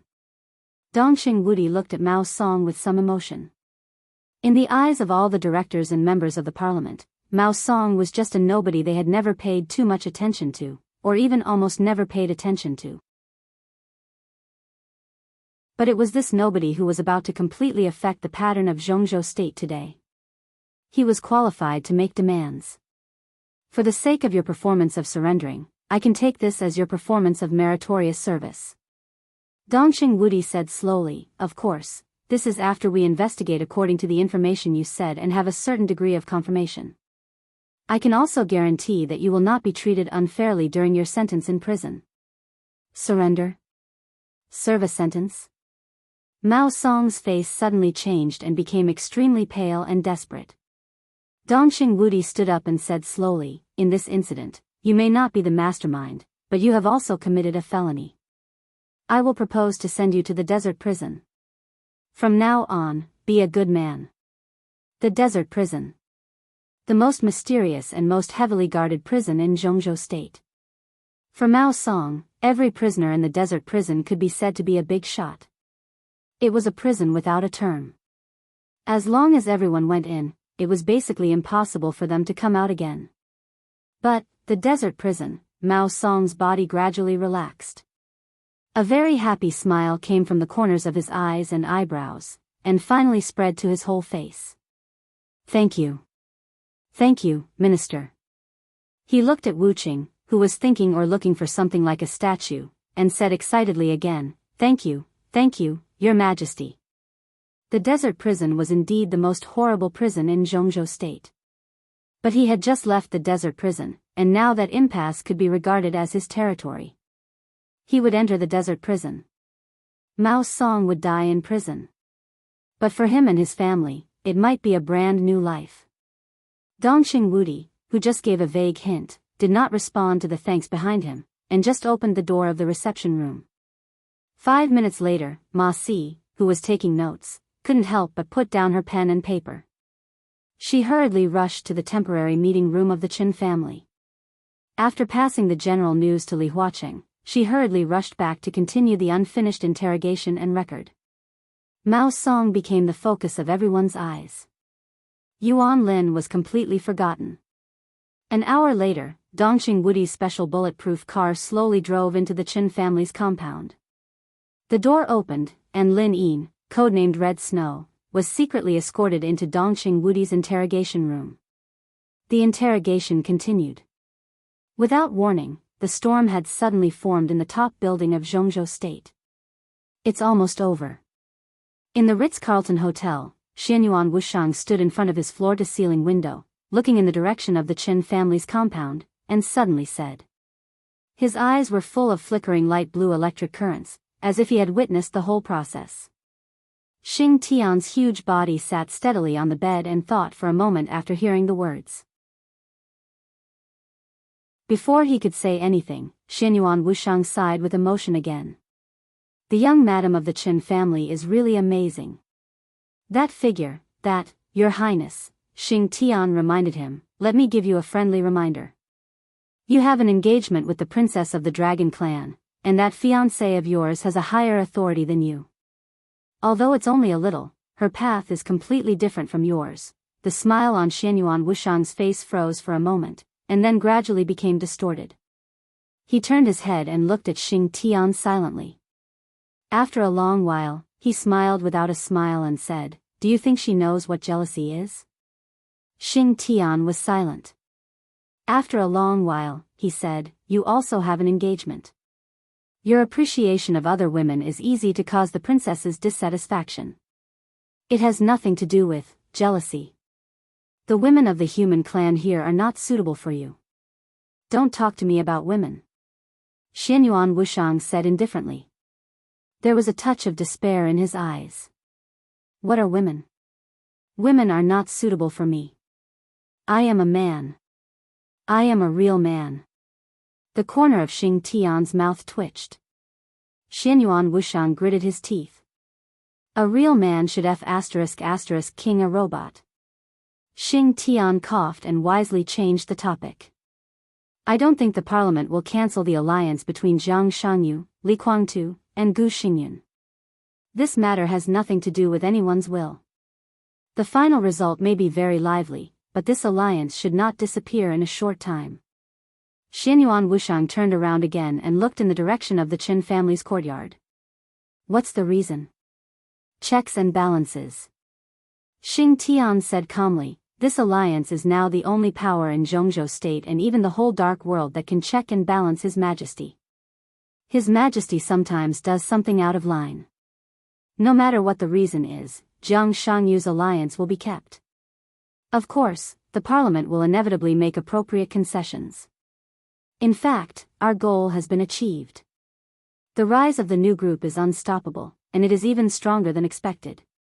Checks and balances, stupid. Xianyuan Wushang shook his head. After this matter, let's wait until that ridiculous alliance survives. Xing Tian's words became more and more cautious. He said softly, judging from His Majesty's current combat capability, he can only guarantee that he won't be defeated at most in the face of Jiang Shangyu, Li Guangtu, Gu Xingyun, and other things that we don't know about. The possibility of him winning is not high, and this is under the condition that he has the characteristics of level 8 authority. His Majesty now seems to only embody some abilities of level 7 authority of Heaven Ju. If he wants to fight with Jiang Shangyu's alliance now, the chance of winning is not big.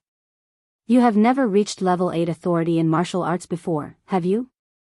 Xianyuan Wushang suddenly asked.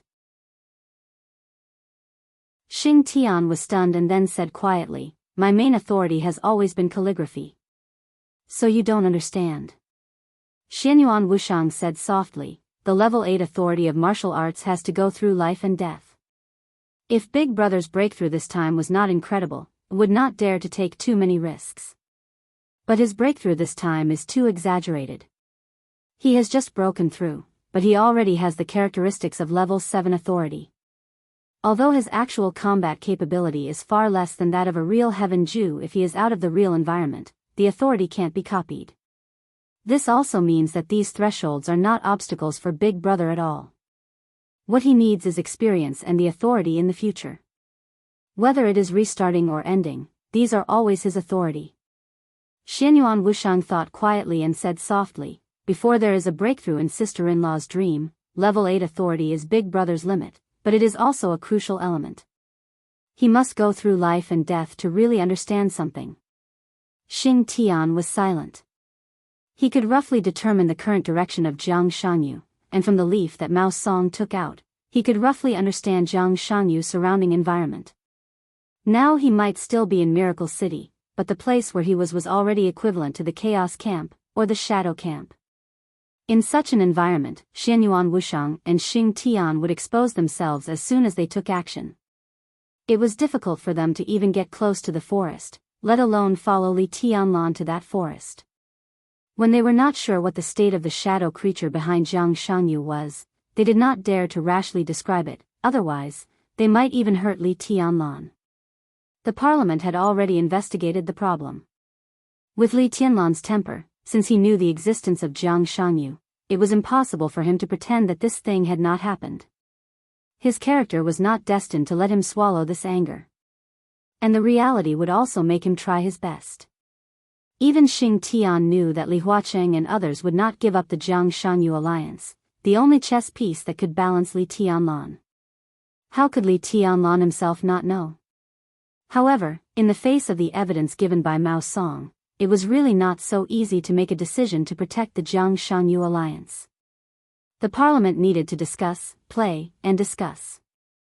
And before the official result appeared, it would also be when Li Tianlan could unscrupulously retaliate against the Jiang Shangyu alliance. Time was very limited. When the parliament made a decision, many things would not be easy to change.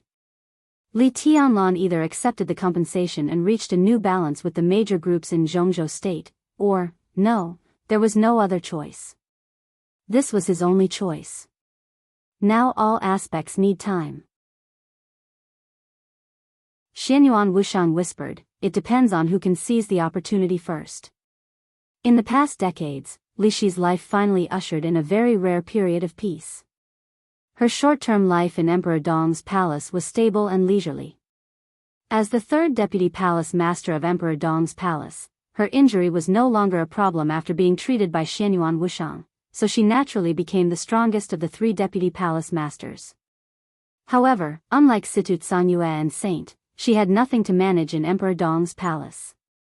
The position of deputy palace master seemed more like an idle position when there was nothing to do. Li Tianlan gave her a piece of land in front of a garden villa in Emperor Dong's palace. After Li Shi and Li Qingqing lived here, they rarely left. Li Shi stayed in the villa most of the time. The only request she made was to ask the elites of Emperor Dong's palace to buy some books.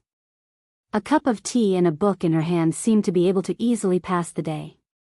Li Qingqing occasionally walked in Emperor Dong's palace, but most of the time she accompanied her mother or took care of the flowers and plants in front of the villa. There were no maids, gardeners, or cooks in the villa. Occasionally, there were logistics personnel who delivered meals to the mother and daughter. But more often, the mother and daughter went out to buy some simple vegetables and cooked by themselves. They lived in Emperor Dong's palace in this way. They did not integrate into Emperor Dong's palace, but they did not tidy up either. It seemed that they lived in peace and isolation. Qingqing, is this kind of life what you want? In the gradually darkening night, the exquisitely decorated villa turned on the lights. After dinner, the mother and daughter were washing the dishes in the kitchen. Feeling the cool and clear water droplets falling on their hands, Li Shi suddenly turned to look at her daughter and asked. Li Qingqing looked at Li Shi with some doubts, and then lowered her head to wash the dishes. She stood straight, lowered her head, and blinked her eyelashes, looking focused and docile. It's actually very good. It's very quiet and relaxed. No one forces me to attend classes and receive training, no one urges me to practice martial arts, and no one teaches me some talents that I don't like. A very happy smile appeared on Li Qingqing's beautiful face. I haven't meditated for several days. I suddenly feel very safe here. It seems that the past is in the past. Yes, it's all in the past. Li Shi was silent for a while, and then murmured to herself as if she was sleep-talking. She looked at her daughter, who was smiling, and whispered, "But your life is not normal in the eyes of your peers. Maybe you should go shopping, buy some new clothes, and even wait for Tiannan University to be established. You can go to school, make a boyfriend, get married, and start a family. Instead of staying at home by yourself every day like me. If this goes on, the whole person will become more and more isolated. It's not me." Li Qingqing chuckled. I still have you, and you also have me. Mom, do you know what I've been thinking these days? This is this villa, just like our small world.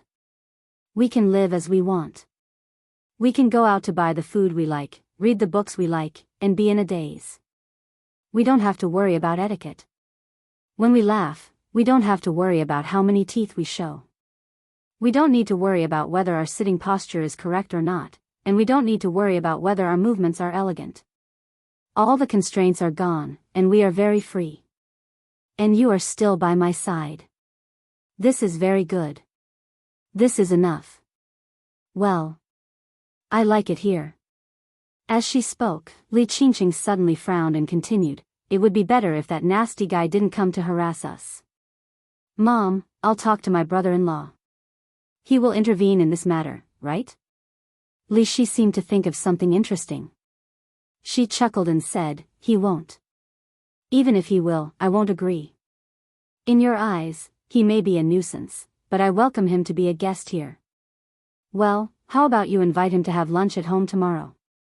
"I won't go." Li Qingqing frowned and protested softly. There was a sudden knock on the door, interrupting him. Li Qingqing hesitated and stood still for a while. "The nasty guy is here. Why don't you open the door?" Li Shi's smile was soft and gentle.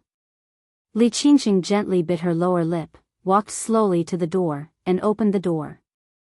Outside the door stood an object covered with all kinds of snacks and gift boxes. His slender figure was almost completely covered by all kinds of snacks and gift boxes, and even his face could not be seen. Many things were controlled by him with sword intent, suspended in the air. Only a pair of eyes leaked out from the gap of the gift box, bright and gentle.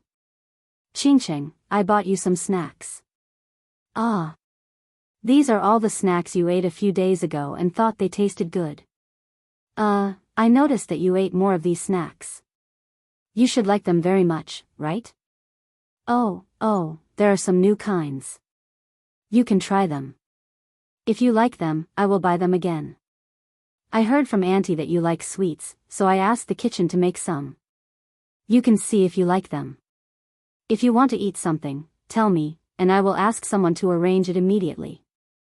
And this is for you." The object, who was almost covered with snacks, said and moved. He dragged out a huge pure white plush bear toy from behind with some difficulty.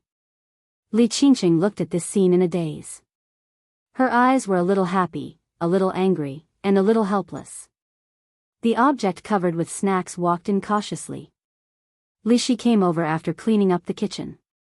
When she saw this scene, she was stunned subconsciously. Countless snacks were walking forward cautiously. Li Shi's mouth was slightly raised, and her eyes became more and more intoxicated. It was not difficult for her to imagine that the object was covered with snacks and ran over excitedly in the eyes of many people. Looking at Li Qingqing, who was at a loss, Li Shi winked and turned around to make tea with a smile. "You are so stupid. Why do you have so many? Do you think Mom and I are pigs? If you can't finish them, why don't you take them a few more times? They are hung everywhere. It's so ugly." Li Qingqing hurriedly picked up the snacks on his body, but her eyes were a little bright. She had never had such an experience before. The other party stood there motionlessly, giving Li Qingqing the feeling that he was a tree full of snacks. She could pick whatever she wanted to eat from outside. Now that she was picking up a pile of snacks, she felt a sense of joy as if she had harvested a harvest. Sure enough, after the snacks covered the guy's body and face, he became much more pleasing to the eye.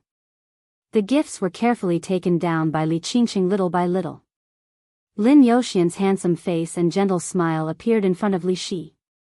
Li Qingqing's face turned red for no reason, and then she became a little angry. She repeated again, "Stupid. It's okay to be stupid. It's better to take more at one time than to run back and forth." Lin Youxian looked at Li Qingqing with a smile. "Don't come if you think it's troublesome. Mom and I are willing to be quiet." Li Shi snorted softly. She resisted verbally, but she seemed to be used to taking a pair of men's slippers from the shoe cabinet. It seemed that, probably, she was really used to it, a little bit. Li Qingqing looked at the slippers she threw on the ground and was a little dazed. The mother and daughter had not been in Emperor Dong's palace for a long time, but the guy in front of them appeared too frequently. In the first 2 days, it was better. Later, as their injuries recovered, as long as Lin Yuxian was still in Emperor Dong's palace, he almost came here as soon as he had time. He came here as soon as he had time. He had nothing to do at all. In the beginning, when he couldn't get the treatment of entering the house, he stood outside the door and talked. Or when Li Qingqing happened to be outside, he would look at the flowers and plants with her. Or he would bring some snacks, desserts, handmade toys, or ask her out for dinner and a movie. Sometimes he even came here without thinking about what to do. At the most frequent time, Lin Yuxian came here 16 times a day. Li Shi looked at him with a smile. Li Qingqing, who had never experienced this situation, almost collapsed. As he came here day by day, Li Qingqing finally allowed him to enter the house for a cup of tea. The next day, when she went shopping with her mother in the supermarket, her mother took a pair of men's slippers. She was confused, but Li Qingqing did not object. Then, this pair of shoes became exclusive to Lin Yuxian. I don't think it's troublesome. I mean, I can save the time of running back and see you more.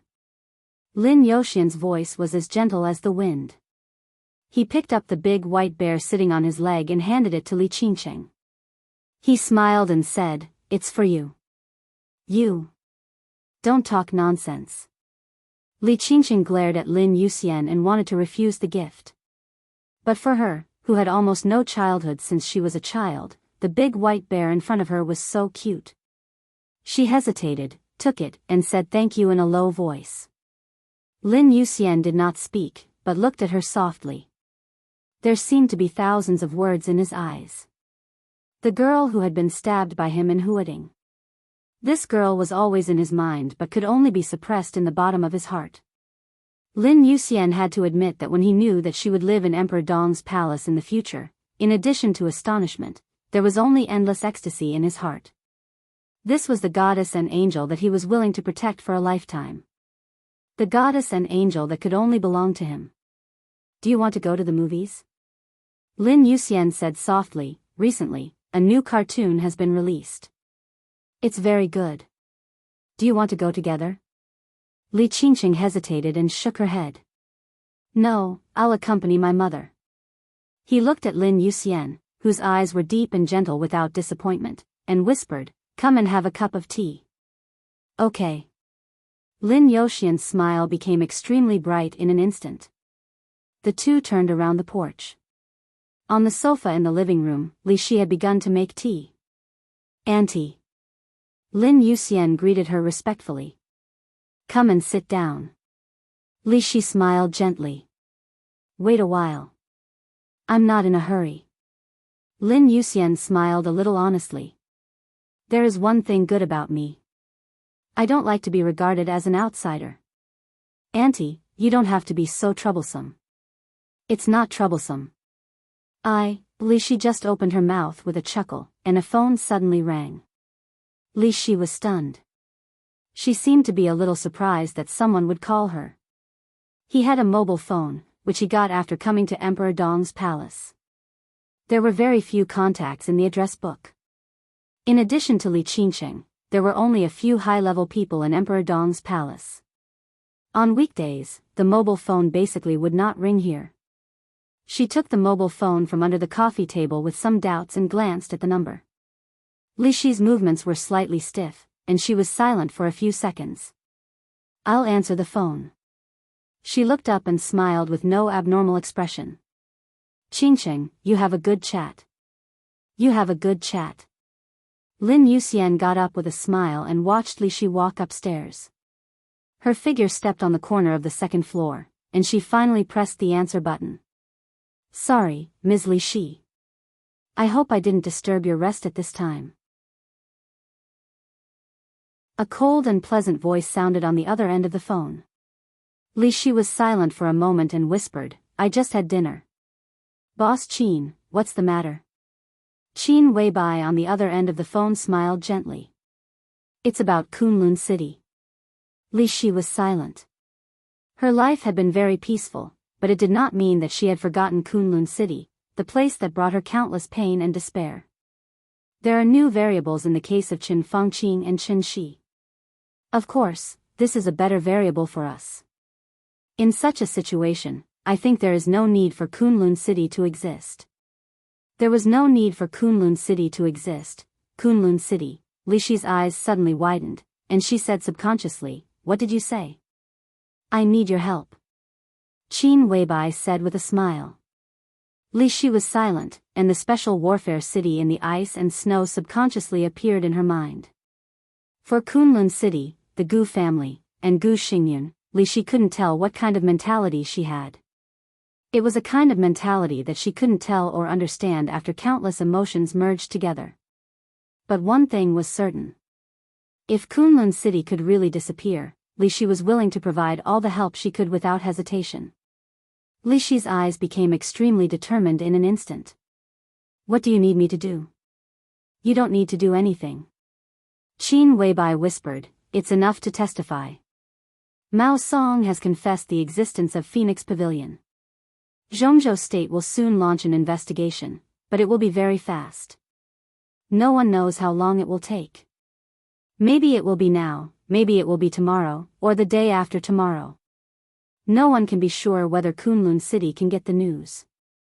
In such a situation, a lot of evidence may be destroyed every minute.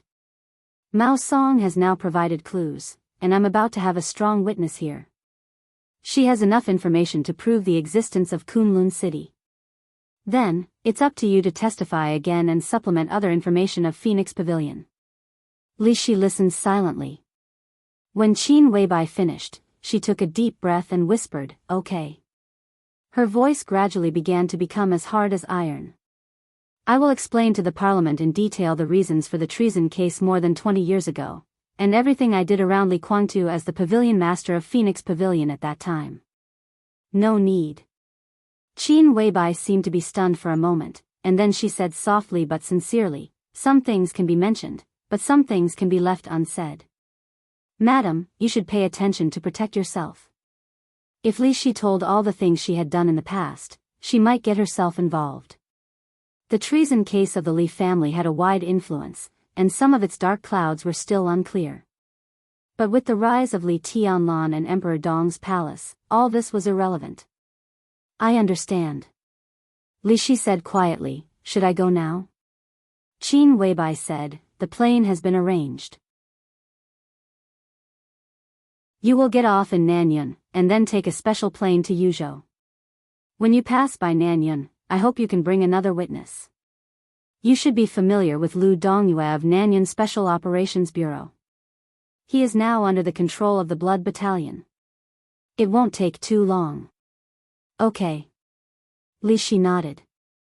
Thinking about Qin Weibai's words, she suddenly asked, "Is the Parliament still discussing this matter?" "Yes." Qin Weibai smiled. "The Parliament will be very busy today.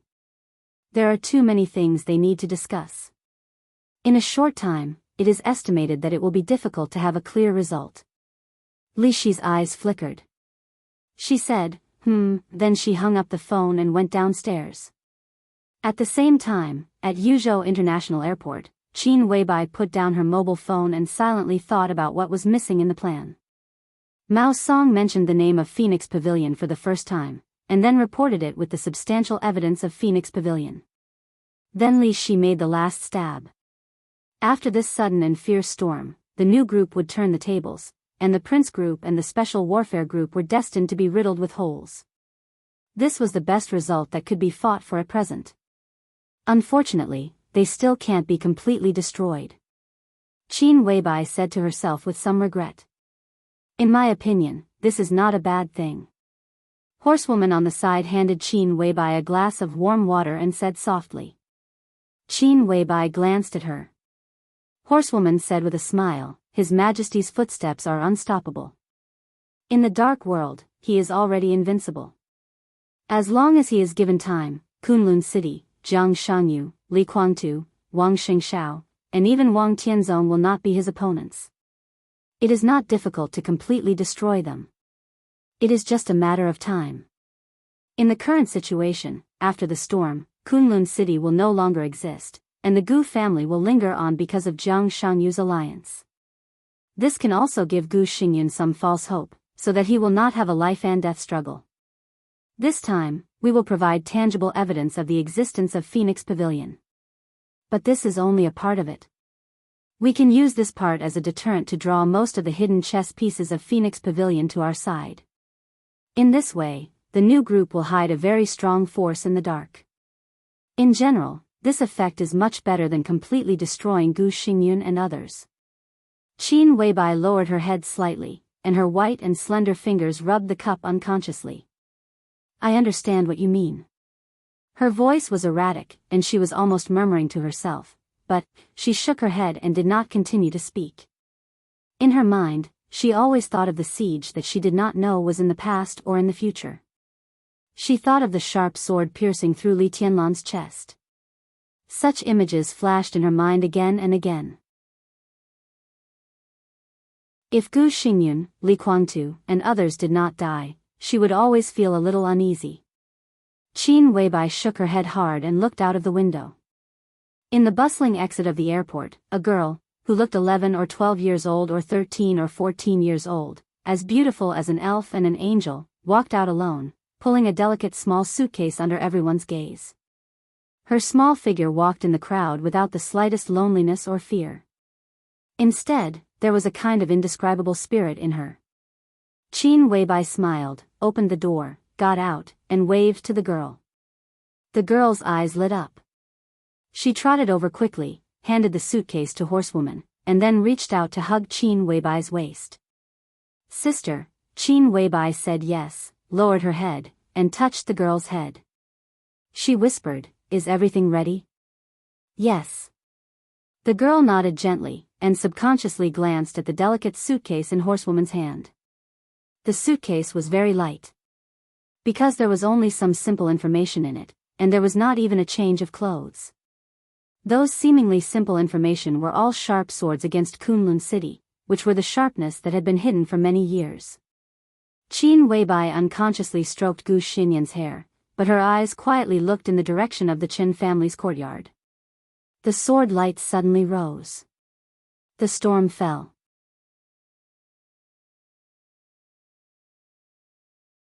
Chapter 1123. When Ma Si entered the temporary conference room in the backyard of the Qin family for the fourth time, the atmosphere in the conference room was almost frozen. It was nearly 1:00 in the middle of the night. The ventilation system in the living room had been turned on to the maximum, but the thick and dazzling smoke was drifting in every corner of the hall. Looking through the light, Ma Si couldn't see clearly who was sitting in the conference room for a while. Is there any new information? Li Huaqing's suppressed voice sounded in the deep and dignified voice. Yes. Ma Si nodded subconsciously and looked in the direction of the voice. Only then did she find that Li Huaqing was no longer in the position where he came in last time, but sitting on the sofa on the other side. His whole body was wrapped in the soft leather sofa, and he was raising his hand to rub his forehead. He looked tired and haggard in the fuzzy smoke. Ma Si looked down at the folder in her hand and was at a loss for a moment. The interrogation of Mao Song was still going on. It was a protracted war that no one knew how long it would last. And he came here again and again to bring the latest information, or in other words, Mao Song's latest confession, to the giants in the conference room. This was the fourth time he had given his testimony. The speed of updating the confession was very slow. The conference room was in a stalemate, and the interrogation room was also in a game. Although Mao Song was very cooperative, the interrogation process was not very smooth. In order to show fairness and truth, Dongqing Wudi, who had communicated with Mao Song alone before, withdrew from the position of chief interrogator. Yi Dongsheng and Yang Jianghu were in charge of interrogating Mao Song. The fierce battle between the Prince Group and the Southeast Group broke out in the interrogation room almost without concealment. For every question, the two had almost different opinions. Yang Jianghu almost tried his best to induce Mao Song's confession from different directions, including subtle threats and temptations, naked warnings, questioning and confirming from various angles. Ma Si experienced the whole process and also recorded Mao Song's confession. Every confession had to be signed by all the directors and members of parliament in the interrogation room before it was sent to the conference room. The first interrogation of Mao Song and the recording of the confession lasted less than half an hour. The content of the recording was less than 1,500 words. But it was for these 1,500 words that the directors and members of parliament in the interrogation room argued for nearly 2 hours. Each word of the confession was so sensitive that it needed to be discussed and disputed. When the first confession was sent to the conference room, the storm across Yuzhou province had already taken shape. Phoenix Pavilion. The secret organization in Kunlun City. When all the big shots present heard about the role of the Phoenix Pavilion, almost all of them were stunned. It was not uncommon for them to use women as weapons in the trials and tribulations they had experienced. But when Kunlun City gathered these weapons together and specifically targeted the core of Zhongzhou State and the future core, it had two completely different meanings. To put it bluntly, the former was nothing more than profit. The latter, who had formed an organization, had undoubtedly revealed their wild ambitions. It took even longer for Mao Song's second statement to be delivered to the conference room. It was already 7:00 in the evening. The second confession recorded in great detail about the operation situation of the Phoenix Pavilion in Kunlun City. The major departments coordinated with each other and cooperated seamlessly. Following that, a fierce argument broke out in the conference room. When the third statement was delivered, this dispute was pushed to the climax. It was not just the conference room. Even the interrogation room was in a state of mutual hostility. Because in Mao Song's third confession, he mentioned some lists that the Phoenix Pavilion had been constantly infiltrating over the years. With Mao Song's position, it was naturally impossible for him to come into contact with those who were too important. There were only a few rising stars who had enough potential to rise. However, this list, coupled with Mao Song's vague statement that there were counselor-level figures who were involved in the Phoenix Pavilion's pink trap, every word of his confession was extremely shocking. The fiercest dispute or even quarrel in the interrogation room came from this. A counselor giant became the prey of the Phoenix Pavilion. Regarding this, Mao Song did not produce substantial evidence. He just affirmed this point, but could not determine which counselor it was. When Ma Si recorded Mao Song's testimony, Jianghu was the first to express a clear objection. He bluntly said that Mao Song's testimony was ridiculous and not credible. Yi Dongxing insisted on seeking truth from facts. He recorded this point and conveyed it to the conference room. His point of view was also very simple. Perhaps Mao Song's testimony was not credible, but this was not a reason not to record it. The truth of the matter needed to be investigated and distinguished by the big shots in the conference room. To hide some clues that could cause serious consequences here was, to a certain extent, irresponsible. The two counselors argued in the interrogation room for nearly half an hour, and neither of them could convince the other. In the end, Dongxing Wudi personally made the decision, took notes as usual, and conveyed the complete version of the confession to the conference room. The moment Dongxing Wudi made the decision, Ma Si noticed that Jianghu's face suddenly became extremely cold, and there was even a touch of cruel cold light in his eyes. Now, Ma Si knocked on the door of the conference room again, holding the fourth confession in his hand. The fourth confession was the final interrogation of Mao Song, as well as another interrogation of Lin Yin. The combination of the two confessions proved the authenticity of what Mao Song said. In Lin Yin's confession, the other party provided a school affiliated with Phoenix Pavilion, located in the suburbs of Hueding, and the things recorded in it were even more absurd and amazing. Mao Song walked to Li Huaqing with heavy steps and handed the information in his hand to Li Huaqing. His eyes were a little unfocused. As Li Huaqing's secretary, he knew very well that the 4 consecutive confessions were not what Li Huaqing wanted to see. If Jianghu was the only one in the interrogation room, it would be impossible to have such a long argument. Several counselors from the standpoint of the academy also quietly supported Jianghu's point of view. The Southeast Group and the Giant Group, however, tacitly formed some cooperation again in the interrogation. This was probably when Siyuan The Southeast group, which had gone all out to suppress the new group a few days ago, seemed to see the opportunity to let Wen Siyuan enter the cabinet again.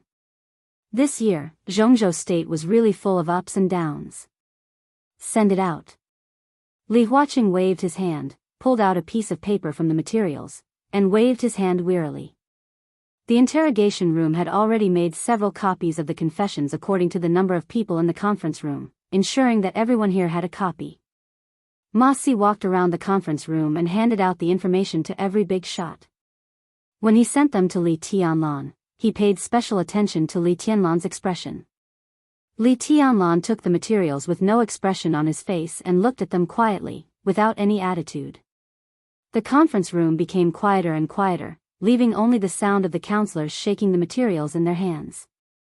Gradually, the shaking sound of the materials stopped. The conference room became completely silent, like a graveyard. Everyone, talk about your opinions. In the extreme silence, Li Huaqing slowly opened his mouth. His voice was still steady and dignified. But at this moment, when his voice fell into the ears of others, they always felt that Li Huaqing's voice seemed to be missing something.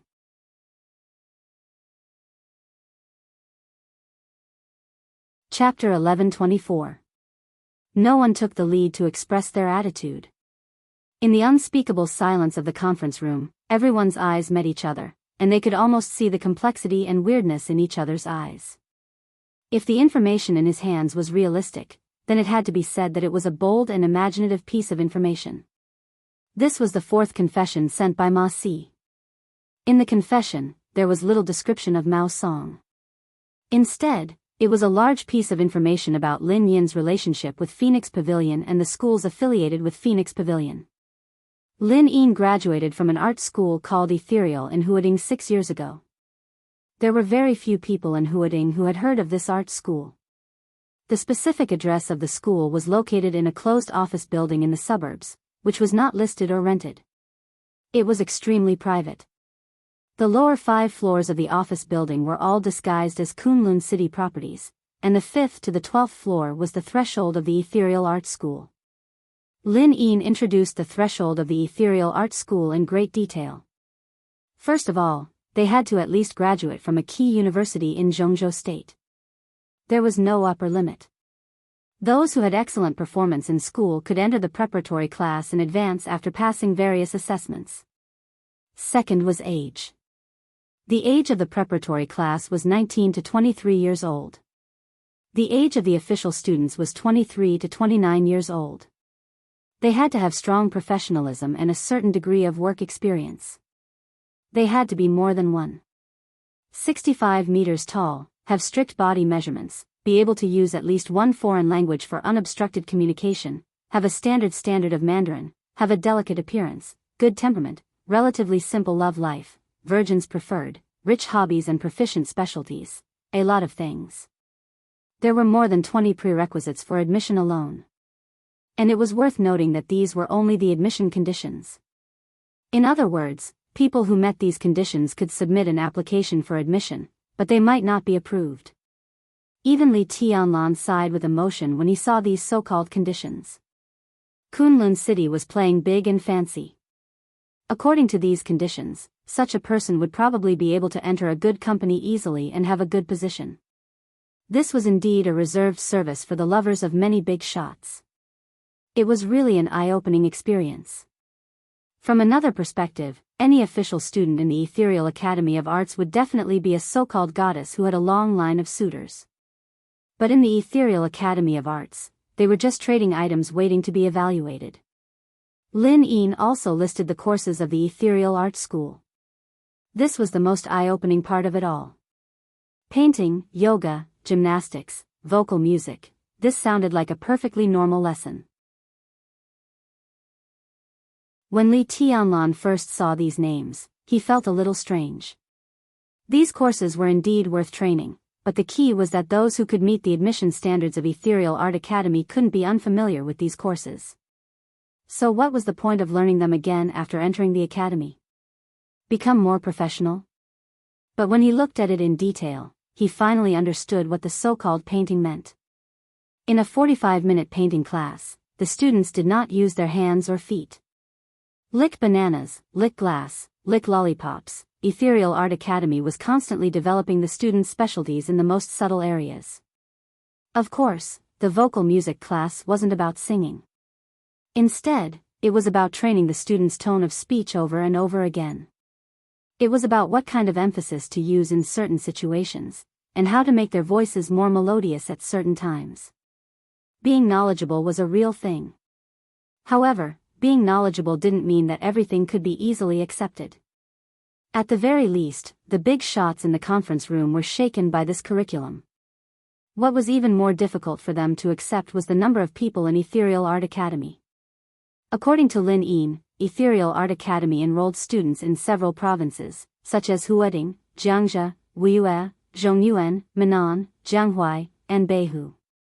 In advance, the executive board of Phoenix Pavilion secretly screened the targets and sent invitations. Each student who successfully entered the academy had a recommendation. If the student recommended by the student agreed to join the academy and passed the application, the recommender would receive a subsidy or other substantial reward, and get another recommendation.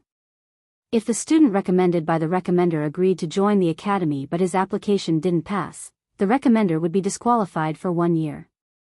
When all sorts of benefits, personal obligations, and certain rights were combined, everyone realized that there was actually an extremely complete set of rules prevailing in Ethereal Art Academy. The students were clearly divided from the moment they entered the academy to the moment they graduated. It was huge, but not chaotic. Yes, it was huge. Excellent women, who were rare in the hearts of many ordinary people, were constantly piling up in this art school. According to Lin Yin's memory, there were nearly 700 people in Ethereal Art Academy in her year alone. How many years was that? The previous 700 people. What did that mean? And Ethereal Art Academy wasn't just a complete Phoenix Pavilion. At the very least, Phoenix Pavilion had at least 2 other similar schools. If they were all of the same size, it meant that there were at least 2,000 such students. Of course, the so-called students didn't mean that they were official members of Phoenix Pavilion. Historically, those who could officially join Phoenix Pavilion were truly outstanding students or special students. In this regard, Phoenix Pavilion never forced them. Students could refuse Phoenix Pavilion's arrangements and find so-called financial backers on their own. In return, they would provide certain resources to the academy according to the agreement. If they were abandoned, they could submit a new application to the academy. If the application was passed, they would continue to complete their studies. In Lin Yin's testimony, almost no one had ever refused the academy's arrangements. Most people would not enter the Phoenix Pavilion, but the academy would handle it appropriately. They would arrange for students to be with one rich person after another. This involved all sorts of industries. These people were officially eliminated from the Phoenix Pavilion, but to a certain extent, they could still be said to be of the highest quality. Some of them were secretly kept as mistresses, and some even got married successfully. After being packaged by the academy, they basically lived a life of luxury as long as they left the campus. The giants in the conference room attached great importance to the real Phoenix Pavilion, but they also kept a high degree of attention to these people who didn't join Phoenix Pavilion. In the dead silence, Zhou Mulan gently knocked on the table. The subtle sound became extremely harsh in the conference room. His voice was a little low, and he said slowly, "This is no longer a problem of Kunlun City. To put it more broadly, this is an extremely serious problem of intelligence. I propose that we thoroughly investigate all the problems of Kunlun City. At the same time, we immediately send people to block Ethereal Art Academy in Huading and revoke Gu Xingyan's position as the guardian of Zhongzhou State. In addition, we should strictly examine the financial problems of Kunlun City and suspend all high-level officials of Kunlun City." Everyone was shocked. Guo Wentian opened his mouth and seemed to want to say something. Zhou Mulan took a meaningful look at everyone present and said softly, "Everyone, no matter from the perspective of the complex internal problems of Kunlun City or Gu Xingyan's personal problems, he is not qualified to be the guardian of Zhongzhou State. We didn't have a choice before, but now, I think we already have a more suitable candidate than Gu Xingyan. He is younger than Gu Xingyan, and no one can doubt his combat capability. His position is also far firmer than Gu Xingyun's. In the long time to come, I think it's the most responsible thing for him to do.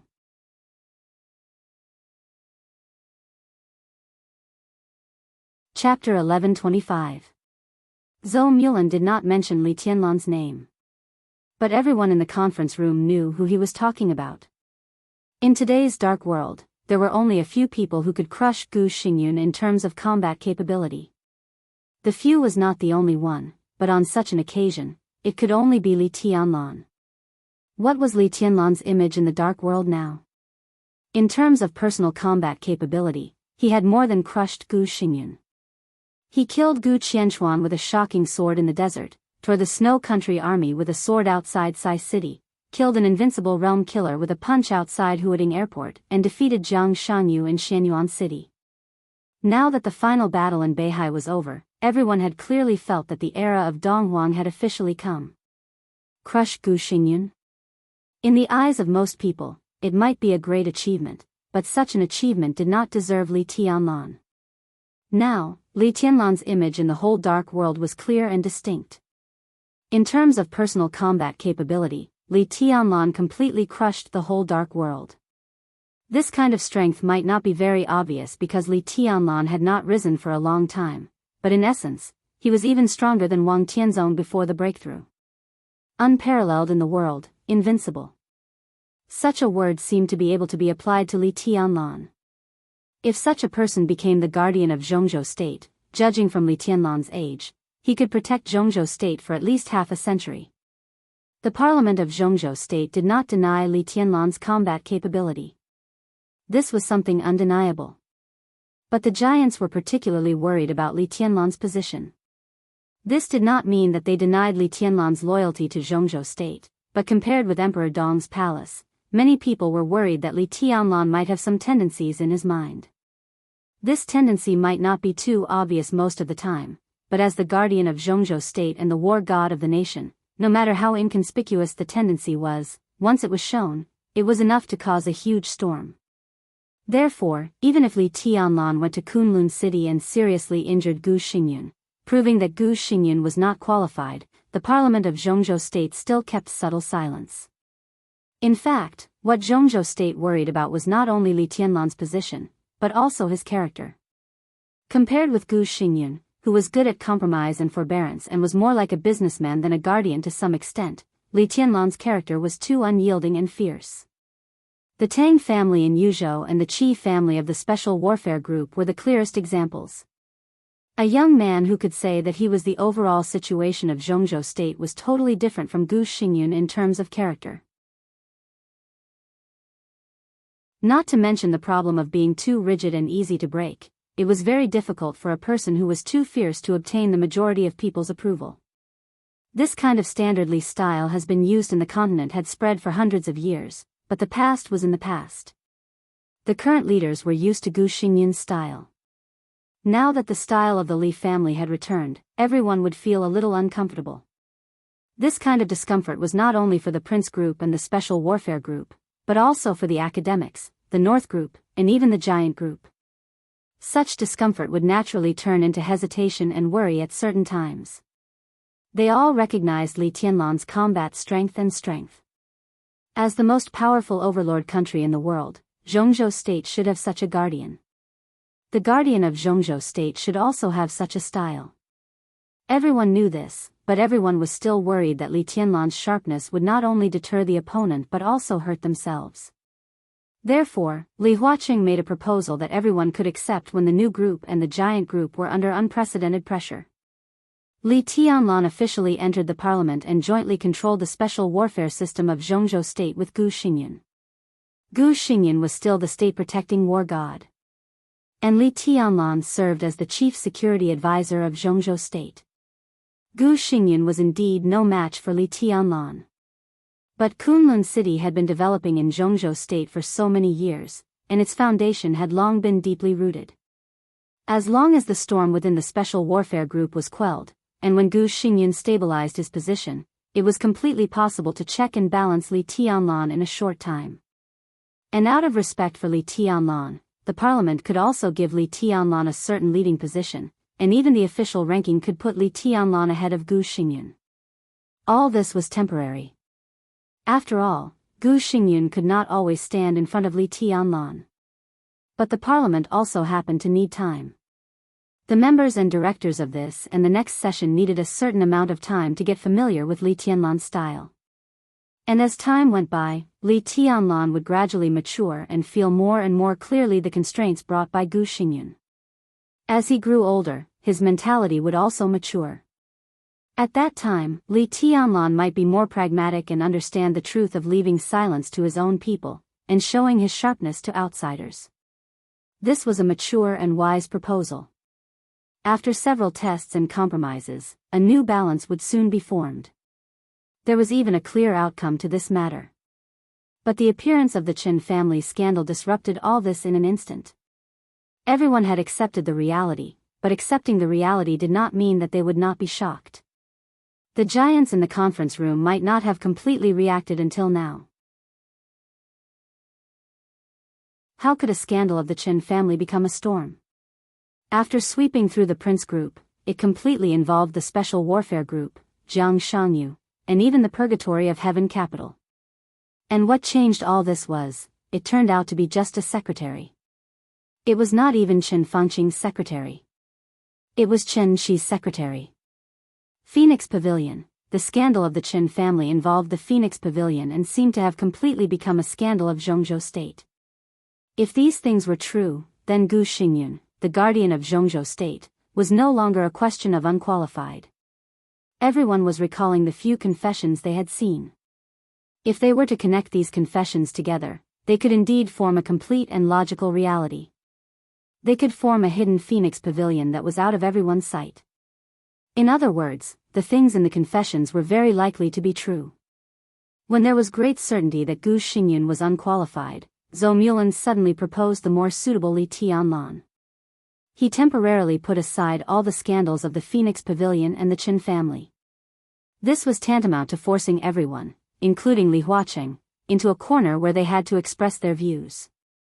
I agree with Director Zhou. Compared with Gu Xingyun, His Majesty Li Tianlan is more suitable to be the guardian of Zhongzhou state and more likely to bring a sense of security to Zhongzhou state. Everyone, we all know the history of the Li family.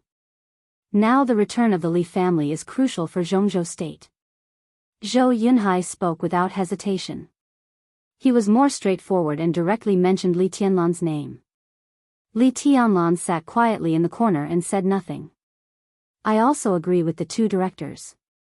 In fact, because of Gu Xingyun's character, Zhongzhou state's right to speak in the dark world has declined in recent years, and there are constant problems inside the special warfare system. At this time, we need a strong enough figure who can control the scene to replace Gu Xingyun. His Majesty Li Tianlan is the most suitable choice, and it can even be said that he is the only choice. Ji Wenzhang, the director of the Southeast Group, said with a poker face. Li Huaqing frowned quickly and glanced at Guo Wentian, who was frowning beside him. First, Zhou Mulan, then Zhou Yunhai, and then Ji Wenzhang. Dongxing Wudi, Hua Xingyang, and Wan Qingyun were all in the interrogation room. Qin Fangqing was dead. That was to say, 3 of the 5 directors in the conference room had made their positions clear. Zhou Mulan seemed to be just a casual proposal, but at this time, it inexplicably became a vote. Li Huaqing's eyes wandered and he glanced at Li Tianlan calmly. Li Tianlan was quietly leaning on the sofa in the corner, motionless. Li Huaqing frowned slightly. Vaguely, he could feel that Li Tianlan was not pretending now. It seemed that something else really attracted his attention. At this crucial moment for him, all his thoughts were not in the conference room at all. What was he thinking? You're tuning into the Carefree Valley YouTube channel. Don't forget to subscribe and join us on this journey to catch the most captivating stories.